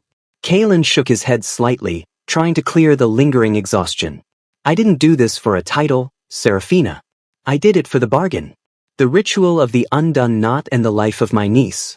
The political games are over. Now we focus on the true goal." "And we shall," Seraphina agreed, her expression turning serious. "The blood moon is rapidly approaching. My power is now stable, but to achieve the focus required for the ritual, I need to stabilize my rule completely. That means silencing the dissenters and securing the necessary materials. You will assist me." She reached out and lightly touched the bite marks on his neck, now faint, white scars where the mortal skin had knit back together. The gesture was possessive, a silent reminder of their bond. "Your true purpose here begins now, Kalen," she continued. "Malachi was right about one thing. The blood moon requires focus. I will not descend into the darkness of the Crimson Vow. We will work together, day and night, to find the means to resurrect your niece, and in doing so, we will secure my own freedom from the prophecy. For the next 24 nights, you are no longer the prey, Kalen. You are the shadow on my shoulder, the only one I trust within these walls." She instructed the guard, Cassian, to escort Kalen to a new set of chambers near her own, chambers that were spacious, comfortable, and crucially, contained a private, well-stocked library for his continued research on the resurrection ritual. As Kalen was led away, exhausted but fundamentally changed, he looked back at Seraphina. She stood amidst the polished silence of her chambers, every inch the powerful, ruthless queen she was meant to be. The deadly game of survival had ended in an intimate, precarious alliance. Kalen had walked into the lair of the vampire to save a life, and in doing so, he had become the political and emotional anchor of the Blood Moon Princess. The new chambers granted to Kalen were spacious and, for Castle Volkov, almost luxurious. They were far from the South Tower's cold, damp isolation, situated in a quiet wing just 2 floors below Seraphina's own private suite. The shift in his status was profound. He was no longer a captive waiting for his inevitable death, but a crucial component of the Queen's survival. The remaining court, now subdued and fearful following Malachi's swift destruction, treated Kalen with a careful blend of suspicion and respect, recognizing the scent of their queen's power that now clung to him. The true work began immediately. Kaelin and Seraphina spent the next day and several subsequent nights closeted together in his chambers, poring over the forbidden texts Kaelin had retrieved and the private notes from Vasilice's chronicle. The shared focus was intense, creating a different kind of intimacy, one of minds, not just blood. Seraphina was utterly brilliant, her ancient memory and vast knowledge of arcane magic allowing her to translate the dense, cryptic language of the Mortis et Vita grimoire. Kaelin, with his pragmatic, problem-solving approach honed by years of hunting, provided the grounding perspective, focusing on the logistical impossibilities of the ritual. The undone knot is a ritual of balance, Seraphina explained one night, her long, white hair spilling over the ancient parchment as she traced a complex runic diagram. The faint, metallic scent of his blood, which she had consumed, was a constant, subtle presence between them, amplifying their connection. To restore a life, a pure soul must be guided back across the threshold of death. The price, as we know, is the willing surrender of a living soul, your life essence, Kaelin. Kaelin ran a hand over his tired face. The text specifically mentions a willing sacrifice, Seraphina. Does it also specify that the guiding soul must be mortal? Seraphina paused, her ruby eyes tracing a particularly dense section of the text. The primary components are focused life essence and absolute power to conduct the transference.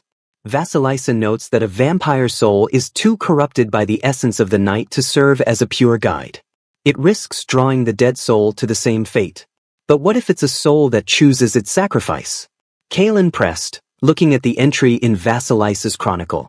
Vasilice speaks of a way to purify the essence through an act of absolute, selfless devotion. A way to clean the darkness out of the guiding soul. Is that related to the counter-ritual for the Crimson Vow? Seraphina looked up, the intensity in her eyes breathtaking. That is the key, Kaelin. The counter-ritual, the one I am seeking to avoid the vow, requires an absolute sacrifice, the willing surrender of an immortal soul to the light. It is meant to burn away the darkness and free the vampire from its eternal contract. If I could perform that sacrifice, not only would I break the vow, but my essence would become the purified, guiding soul for the resurrection ritual. The realization hit them both with the force of a revelation.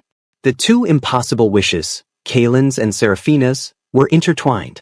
Kaelin's life wasn't the only option for the sacrifice. Seraphina's entire existence could be the price.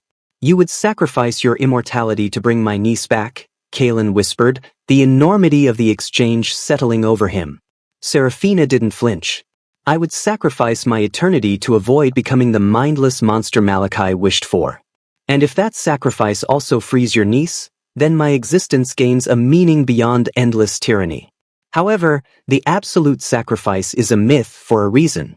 It requires an outside catalyst, a tether to the world of the living, to prevent the purified soul from simply dissolving.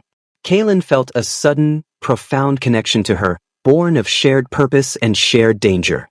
He reached out and lightly covered the hand Seraphina had resting on the parchment. His touch was warm against her perpetual coldness. I am your tether, Kaelin said, his voice steady. You took my blood, Seraphina. We are bound. My mortal life essence, full of fight and will, is what binds you to this world, preventing your complete dissolution. I will be your anchor for the absolute sacrifice, and you will be the purified guide for the undone knot. The moment stretched, silent and electric. It was more than a plan, it was a pact of shared destiny. Seraphina leaned closer, her eyes searching his, seeking any hint of deceit or fear. She found none. She found only a pragmatic acceptance of an impossible mission. Then we have a new purpose, Hunter, Seraphina finally conceded, her voice husky. The materials required for the absolute sacrifice ritual are rare. The tear of the first morning, a crystal found only in the deepest catacombs, and a lock of hair from a pure-blooded Volkov ancestor, to focus the release of the immortal essence. And we have only 22 nights left before the blood moon. She rose suddenly, breaking the intensity of the moment. Get some rest, Kaelin. Tonight, you worked for me. Tomorrow, you work with me. We begin the hunt for the artifacts at dawn. As Seraphina left his chambers, moving with her signature silent grace, Kaelin was left alone with the maps and the grimoires. The predatory game had evolved into a desperate partnership, held together by a single thread of pure, defiant hope against the ancient rules of the night. Kalen knew that to save his niece, he might lose his life, but he also knew that to save Serafina, he had to risk his soul. The 5th day after the failed coup marked Kalen and Serafina's first joint venture into the forgotten parts of Castle Volkov. The atmosphere was charged with a tension that was less about fear and more about the profound strangeness of their alliance. Serafina was navigating the political fallout of Malachi's treason during the day, ensuring the court understood her absolute authority. At night, she and Kalen were equal partners in a hunt for relics, bound by the fragile hope of avoiding prophecy. They started just after midnight, heading deep into the foundation where Kalen had previously done his sabotage, the remnants of the chapel's collapse. Serafina wore a practical, heavy leather ensemble, moving with a silent, feline grace. Kalen was equipped with tools he had been allowed to scavenge: ropes, a specialized flint and steel lamp, and a hunting knife, his ceramic blades now lost in the depths of the cistern. The tear of the first morning is an ancient crystal, Serafina explained as they descended into the cold, jagged opening Kalen had created near the sealed catacombs.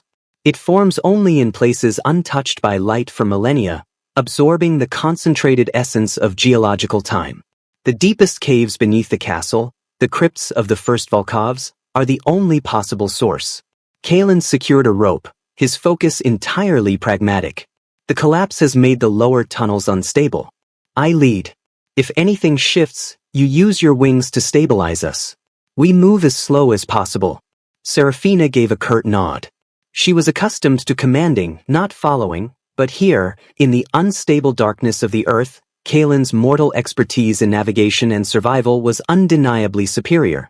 They descended into a complex network of unmapped tunnels, far deeper than the catacombs Malachi had used.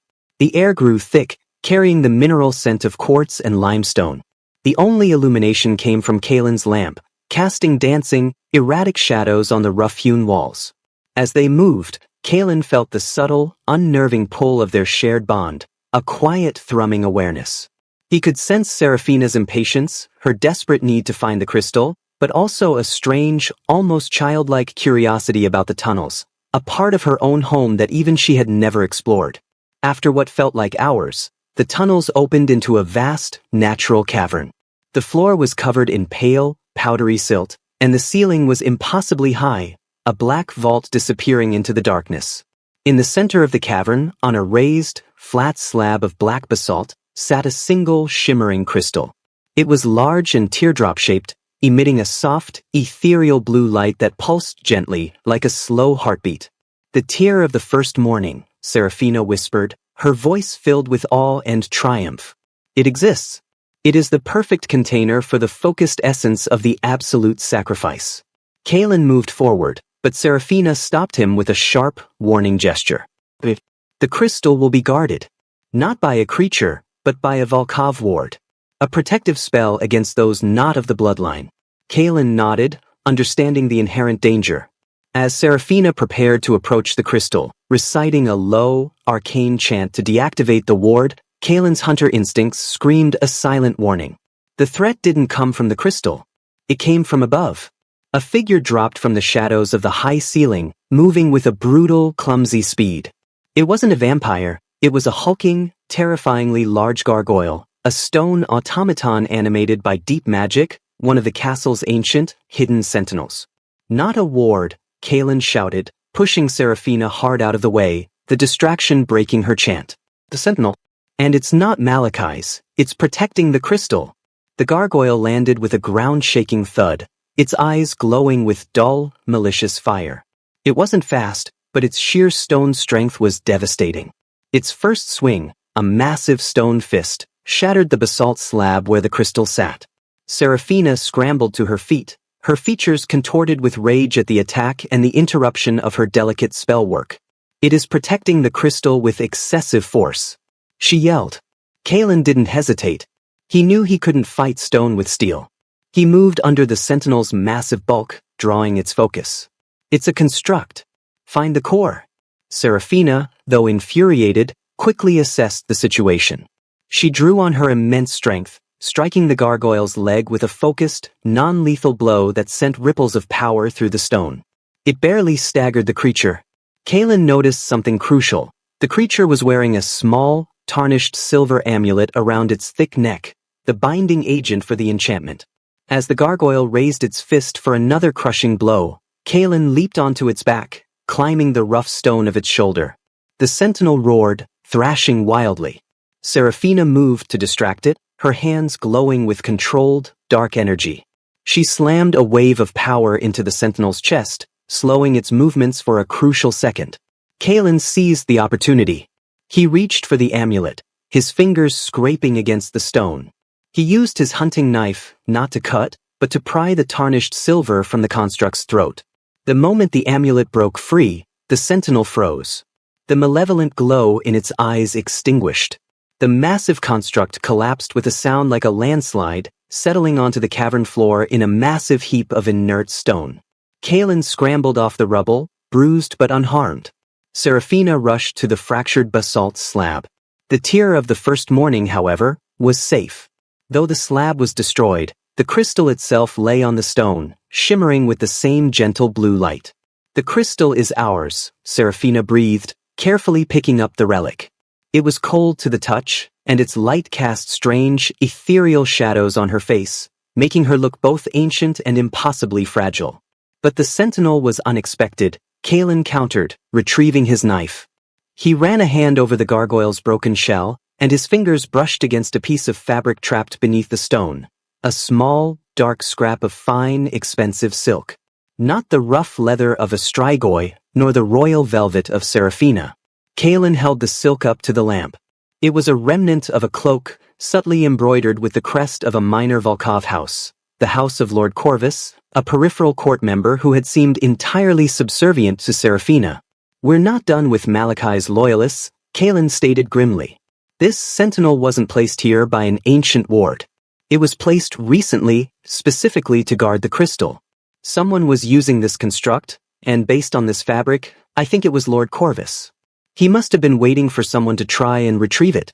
Seraphina's expression turned cold. The coup was suppressed, but the poison of treason lingered. Lord Corvus was still active in the castle, hiding his allegiance to Malachi and waiting for an opportunity. "Corvus," Seraphina said, the name a mere exhalation of frost.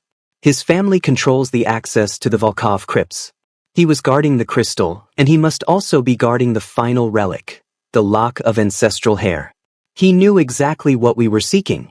The shared victory had immediately morphed into renewed danger. They had the first piece of the ritual, but now they had a clear, active enemy within the castle walls who knew their ultimate goal. Their partnership was confirmed, their target defined, and the 20 remaining knights had just become a desperate hunt against a hidden enemy. The necessity of confronting Lord Corvus outweighed caution.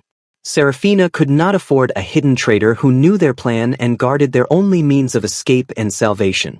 They left the caverns, the tear of the first morning crystal secured in Seraphina's private chest, and made their way through the castle to the main Volkov crypts. The crypts were located beneath the central church, a place where generations of the Volkov line were laid to rest. This was consecrated ground, even by vampire standards, and rarely visited. Seraphina led the way, her face a mask of cold fury. Kalen followed, alert and ready, the scrap of Corvus's silk cloak secured in his pocket. The entrance was a massive, ornate iron gate, usually sealed by complex, centuries-old wards. Seraphina simply touched the iron bars, and the wards flared crimson and then instantly dissolved. "My blood is the key," she stated, sweeping into the dark, echoing chamber. The crypts were vast, a labyrinth of marble sarcophagi and grim statuary. The air was dry and thick with the scent of pulverized bone and stale incense. Seraphina stopped before a cluster of tombs belonging to the founding generation, the oldest and most powerful of the line. "The ancestral lock of hair," Seraphina whispered, pointing to the tomb of Dmitria Volkov, a queen from the Second Age. "It must be retrieved from the tomb of the purest bloodline to harness the focused essence for the absolute sacrifice." As if on cue, a thin, nervous voice echoed from the shadows behind a towering archway. "I was hoping you would come, my queen." Lord Corvus emerged. He was pale and slight, dressed in black silk, his eyes darting nervously between Kaelin and Seraphina. He was alone, relying on the illusion of sanctuary rather than brute force. He was terrified but desperate.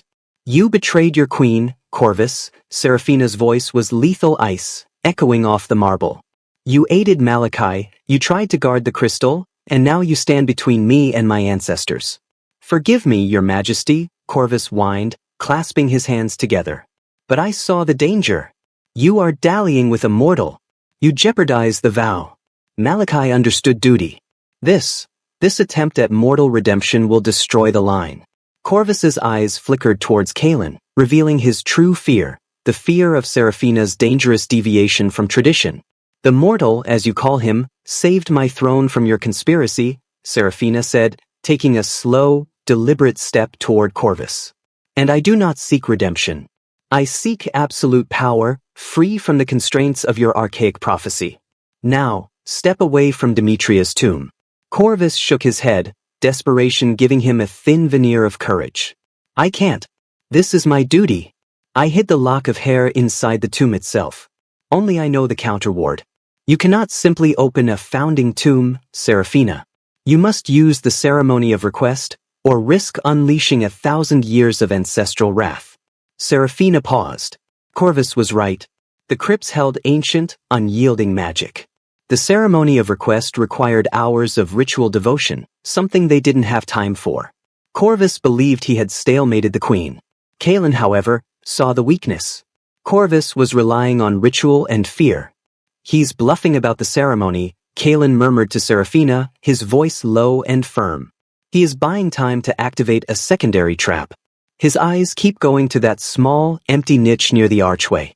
Seraphina glanced at Kaelin, acknowledging the mortal's superior understanding of immediate threats. She trusted his instincts implicitly now, thanks to the blood bond. She turned back to Corvus, a terrifying smile spreading across her lips. "You mistake me, Corvus. I am the Blood Moon Queen. I do not request access to my ancestors' tombs. I command it." She raised her hand, not to cast a spell, but to unleash pure, raw power. She slammed a wave of unbridled kinetic force into the area Kaelin had pointed out, the niche near the archway. The niche exploded, revealing a hidden compartment containing an active, glowing ward stone, Corvus's second trap. The stone shattered, the trap neutralized. Corvus gasped, his face ashen. He had been outmaneuvered and exposed. Seraphina then turned her full, terrifying attention back to the founding tomb of Demetria. She did not recite a chant. She did not follow the ritual. She placed both hands flat on the polished marble surface of the sarcophagus and focused the immense, dark power of her uncorrupted, defiant will. The air in the crypts began to vibrate violently. The marble of the tomb began to crack and grind, not from brute force, but from the immense supernatural pressure of Seraphina's lineage demanding entry. The sound was deafening, the pressure suffocating. With a final explosive crack, the massive marble lid of Demetria's tomb slid a few inches open, pushed by sheer dominance. A plume of dust and ancient energy escaped. Seraphina was breathing heavily, the effort visible even on her immortal frame. But the tomb was open. "Go, Kaelin," Seraphina commanded, her voice strained. "He is neutralized by fear. Retrieve the lock of hair before the ancient ward stabilize and seal the tomb again." Kaelin didn't hesitate. He climbed onto the sarcophagus and, using his knife to wedge the lid open further, reached into the dust-filled darkness. He felt around until his fingers grasped a small, bundled object tied with a fraying ribbon, the ancestral lock of hair. He retrieved it and leaped back down. Corvus, having witnessed the terrifying display of power, a queen bypassing sacred ritual with sheer will, knew his cause was lost. He dropped to his knees, utterly defeated, weeping thin, black tears of terror. Seraphina looked down at the trembling traitor, the fury gone, replaced by a cold finality. She hadn't become the Dark Queen, but she had proven to be a ruthless, absolute ruler. "You will be judged with Malachi, Corvus," Seraphina declared. "But your family's line ends here. Treason against the Blood Moon is eternal." As the royal guards arrived to take Corvus away, Kaelin stood beside Seraphina, holding the second, fragile relic. They had bypassed ancient ritual and crushed a lingering political threat. They had secured the materials. Now, only 19 knights remained, and they were ready for the final, terrifying step, preparing for Seraphina's absolute sacrifice and Kaelin's impossible wish. The castle settled into a strained, watchful peace. The swift, brutal end of Malachi and Corvus served as a stark lesson to the remaining court. Seraphina was not weak, she was calculating.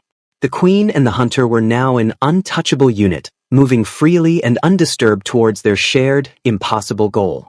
The following week was dedicated to the meticulous preparation for the absolute sacrifice. The ritual was complex, requiring not only the physical components, the tear of the first morning crystal and the ancestral lock of hair, but also precise astrological alignment and the focusing of the immortal essence. They chose the grand altar in the throne room as the ritual site, the place where Seraphina's power was naturally strongest. Night after night, Kaelin and Seraphina worked in the quiet seclusion of his chambers. The work was technical, grinding the ancestral hair into a fine powder, etching the purifying runes onto the black basalt slab that would hold the crystal, and translating the final, most dangerous incantations. Yet the atmosphere was thick with an unacknowledged emotional weight. The blood bond between them, once a tactical defense, now felt like a deep, irreversible connection. Kaelin could read the subtle tension in Seraphina's stance, the flicker of profound fear in her eyes when she translated the sections discussing the soul's potential dissolution after the sacrifice. Seraphina, in turn, often found herself distracted by Kaelin's purely mortal existence. His steady, rhythmic breathing, the warmth of his skin when their hands accidentally brushed over the parchment. One evening, Kaelin was preparing the volatile alchemical solutions required to activate the crystal's purification properties. Seraphina watched him from across the table, leaning her chin on her hand, her gaze intense. "You do not fear the end, Hunter," Seraphina murmured, her voice soft, devoid of her usual command. "You knew the cost of the resurrection ritual, your life, yet you moved forward. And now, you risk everything for my freedom, which is no reward for you." Kaelin looked up from his work, his hands stained with herb essences. "I feared failure, Seraphina, not death. My niece was taken because I failed to protect her. Success is redemption. Your sacrifice, your willingness to give up eternity for a clean soul, is the most noble act I have ever witnessed, immortal or mortal. If I can be the anchor that saves you, I accept the risk." Seraphina pushed herself off the table and walked toward him, stopping inches away. She raised a pale hand and brushed a smudge of dark soot from his cheek. The touch lingered, fragile and potent. "I am an agent of destruction, Kaelin," she whispered, her voice laced with self-contempt. "I have centuries of blood on my hands, thousands of lives taken. And yet, you speak of me as if I am capable of nobility. You are the only one who sees me not as a monster, nor as a queen, but as something capable of choosing light." "You are capable because you are choosing it," Kaelin countered, holding her gaze. "Malachi tried to force the darkness upon you. You chose to risk everything to defy that destiny. That choice is what matters, Seraphina, not the past." The air thrummed with a dangerous proximity. For a moment, it felt like the cold, hard walls of the castle vanished, leaving only the two of them, bound by blood, secrets, and a shared, terrible burden. Seraphina's focus dropped from his eyes to his neck, to the small, white scars where her fangs had pierced him. The sight stirred a palpable need, not for sustenance, but for connection. "The absolute sacrifice is not a quiet event, Kaelin," Seraphina warned, her voice thick. "It will drain me completely, reducing my life force to that of a newborn mortal. For a period, I will be utterly vulnerable, a fragile human tethered only to you. If the purifying essence fails to take hold, I will simply die. And you must remain focused. You must be the absolute anchor. Your will, your mortal life, will hold my dissolving soul in place." She reached out and closed her hand around the tear of the first morning. The crystal glowed blue, illuminating her features in an ethereal light. "This crystal will be the conduit. You must hold it, Kaelin. Your hands must be the last things I touch as I make the sacrifice. Can you bear the risk of holding my soul as it burns?" "I will hold you," Kaelin swore, his voice a steady rock in the turbulent night. He reached out and wrapped his hand around hers, enclosing the glowing crystal between their palms. The cold of the stone, the ice of her skin, and the warmth of his blood combined in a single, shared pressure. The pact was sealed. They were no longer queen and hunter, but two desperate souls facing an irreversible end. Only 17 nights remained before the blood moon. They had the materials, they had the resolve, and they had each other. Now, they only had to survive the next 2 weeks of preparation and the final, catastrophic moment of the sacrifice itself. The final 2 weeks leading up to the blood moon were characterized by a rising, palpable tension within the castle walls. The moon itself, though still weeks away from its zenith, seemed larger, casting a bruised, premature red glow upon the night sky. This proximity amplified Serafina's powers, making her stronger and more volatile, but also feeding the deep-seated instincts of her kind. More dangerously, the growing power of the blood moon was also energizing the residual elements of the court who still clung to the notion of the Crimson Vow. Though Malachi was gone, the ideology of perpetual darkness was not. The remaining hardliners, including several ancient, powerful members who had only feigned loyalty, saw Serafina's plan as a gross desecration of their heritage. Kaelin and Serafina knew the Grand Altar, the chosen site for the absolute sacrifice, would be their most vulnerable point. It was located directly beneath the castle's highest spire, an open, circular chamber where the blood moon's energy would be most concentrated. One night, as they reviewed the defense plans, Serafina's mood was dark, her impatience a palpable force. She used a small, carved piece of granite to represent the altar, and placed a tiny, crude stone figure of Kaelin beside it. "They will come for the crystal," Serafina stated, her voice tight with controlled fury. "They want the absolute sacrifice to fail, forcing me onto the path of the vow. They believe the purity of the crystal is too great a temptation for the light." "The defense can't be reactionary," Kaelin countered, moving the stone piece to a side channel. "If they breach the throne room, the ritual is compromised. We need to cut off their access points before they even enter the main hall." Kaelin suggested utilizing the castle's older defense architecture. The Volkov line designed this castle to resist siege from the outside. But the internal corridors are just as vulnerable.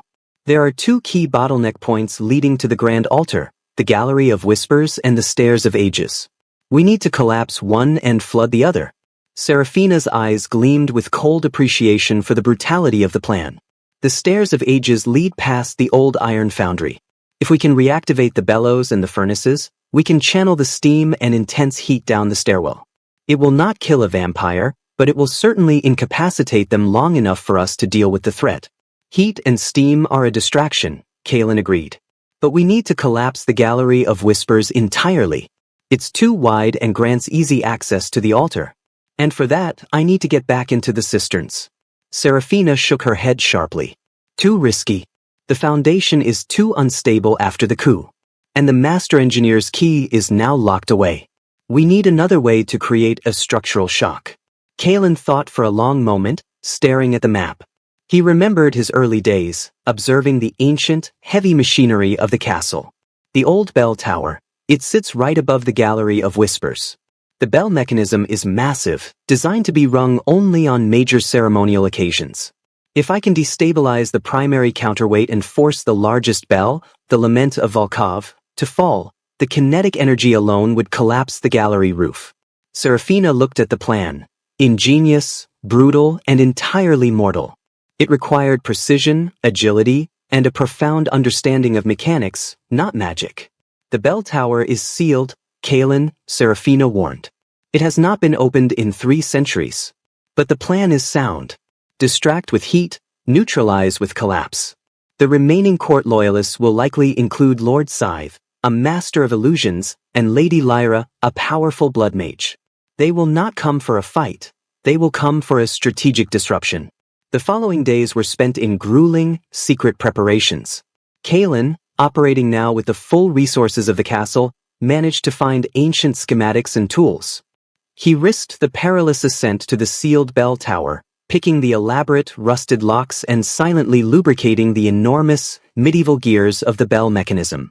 He had to ensure that at the moment Serafina gave the signal, a specific, controlled pulse of energy that only he would feel through the blood bond, the primary counterweight would release, sending the 1,000-ton bell crashing down.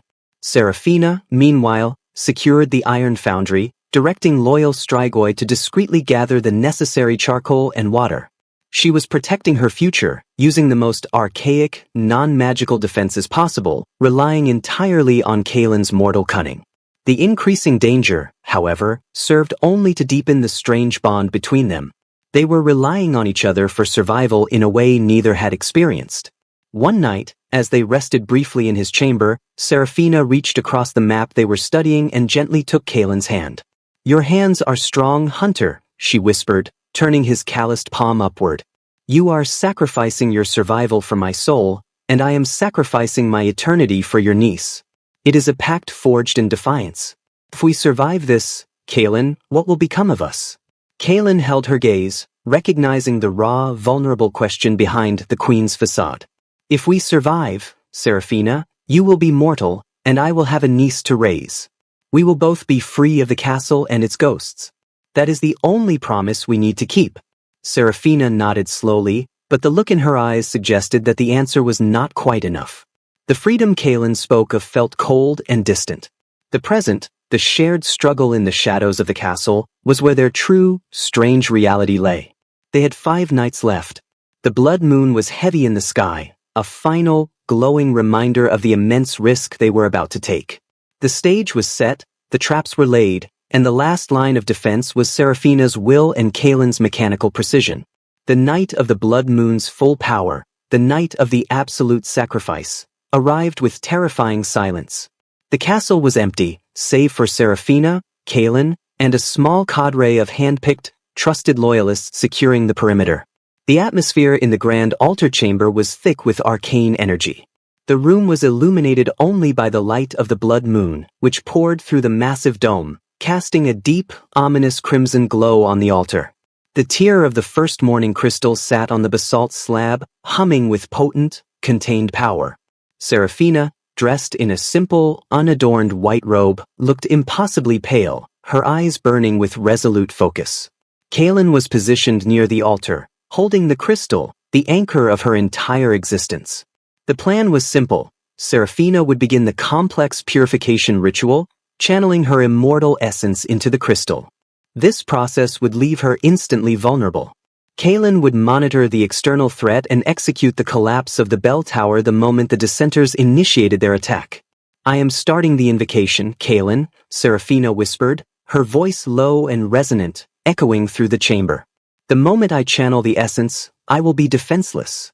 Be ready." Kaelin nodded, his gray eyes fixed on the heavy ceremonial doors of the throne room. He could feel the growing pressure in his temples, the psychic strain of the blood moon's magic and the intensifying warmth of the crystal in his hand. Seraphina began the chant. The language was ancient, guttural, and undeniably powerful. As the words flowed from her lips, the crystal in Kaelin's hand began to glow fiercely, absorbing the immense, corrupting power of her immortality. Seraphina closed her eyes, her body trembling as she forced the entirety of her vampire existence into the purifying light. The power surge was instantaneous. Kaelin felt a dizzying wave of coldness and ancient sorrow wash over him through their bond, the raw essence of Seraphina's soul demanding release. She was shedding centuries of darkness.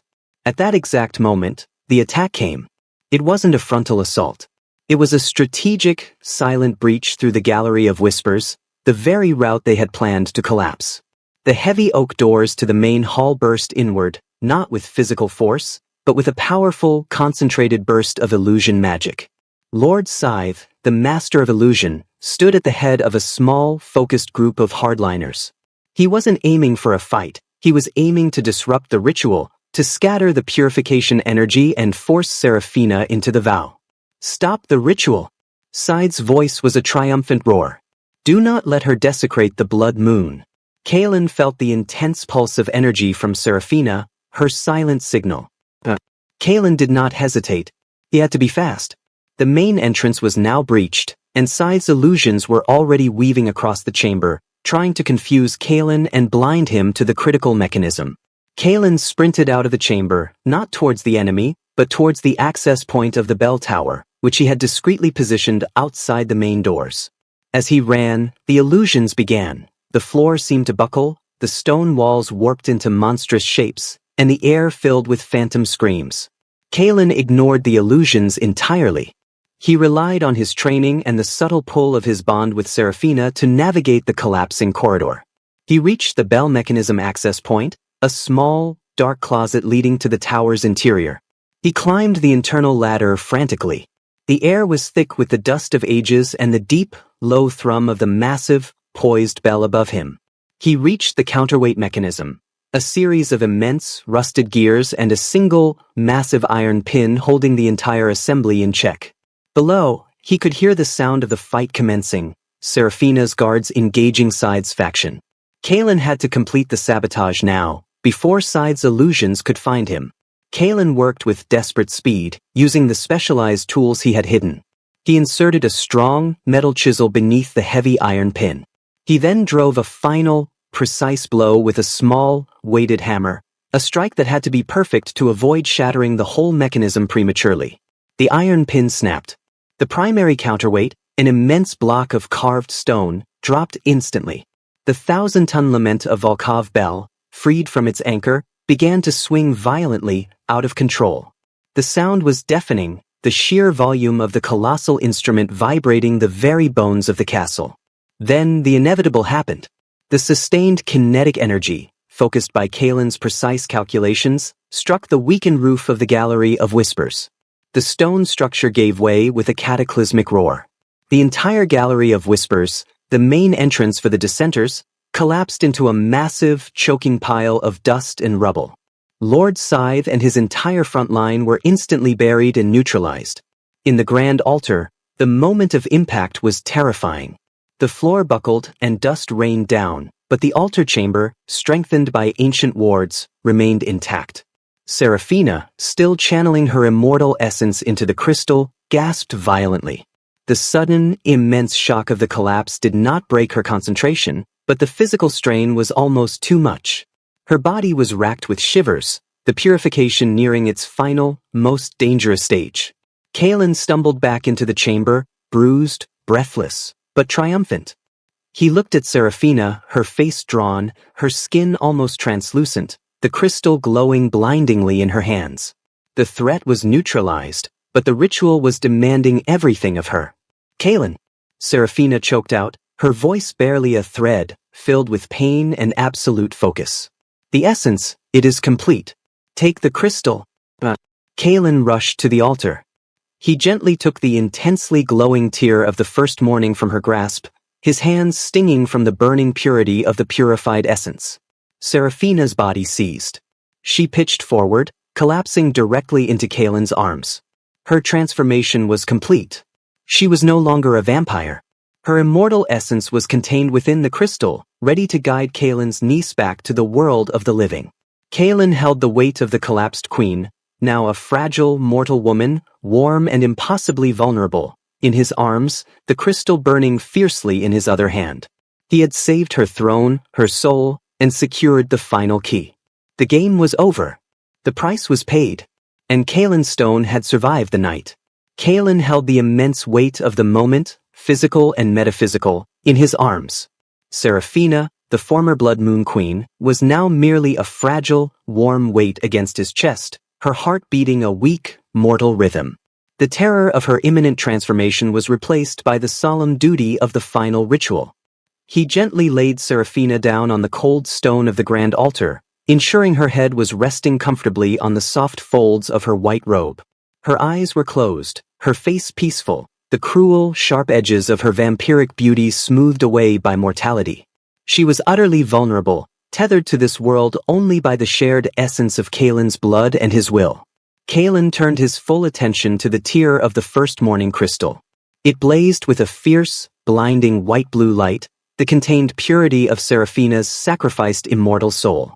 This was the purified guide, the undone knot that would bring his niece, Ilara, back. He placed the crystal carefully on the center of the altar. He then retrieved the last, crucial components he had prepared, a silver locket containing a lock of Ilara's hair, and a small, vial of his own blood, drawn moments before he had ascended the bell tower. Kalen knelt before the altar, facing the fierce glow of the crystal. He spoke the final, binding incantations from the Mortis et Vita grimoire, his voice steady and resolute, powered by years of bottled-up grief and the fierce promise of redemption. Ego vinco, et redo animum. I bind and I restore the soul. He placed the locket of Ilara's hair next to the crystal, drawing the pure, concentrated energy of the purified essence to it. Then, with a slow, deliberate movement, he poured the vial of his own blood over the crystal and the locket. The reaction was immediate and terrifying. The crystal flared into a column of searing, focused white light that shot straight towards the domed ceiling. The grand altar chamber became an intense epicenter of concentrated life energy. Kalen felt a powerful, invisible force trying to wrench the life essence from his own body, the price of the ritual. He fought the drain with sheer will, anchoring himself to the cold stone and the promise he had made. He was the vital tether, holding the entire ritual stable, his mortal heart pounding a frantic counter-rhythm to the forces of life and death swirling around him.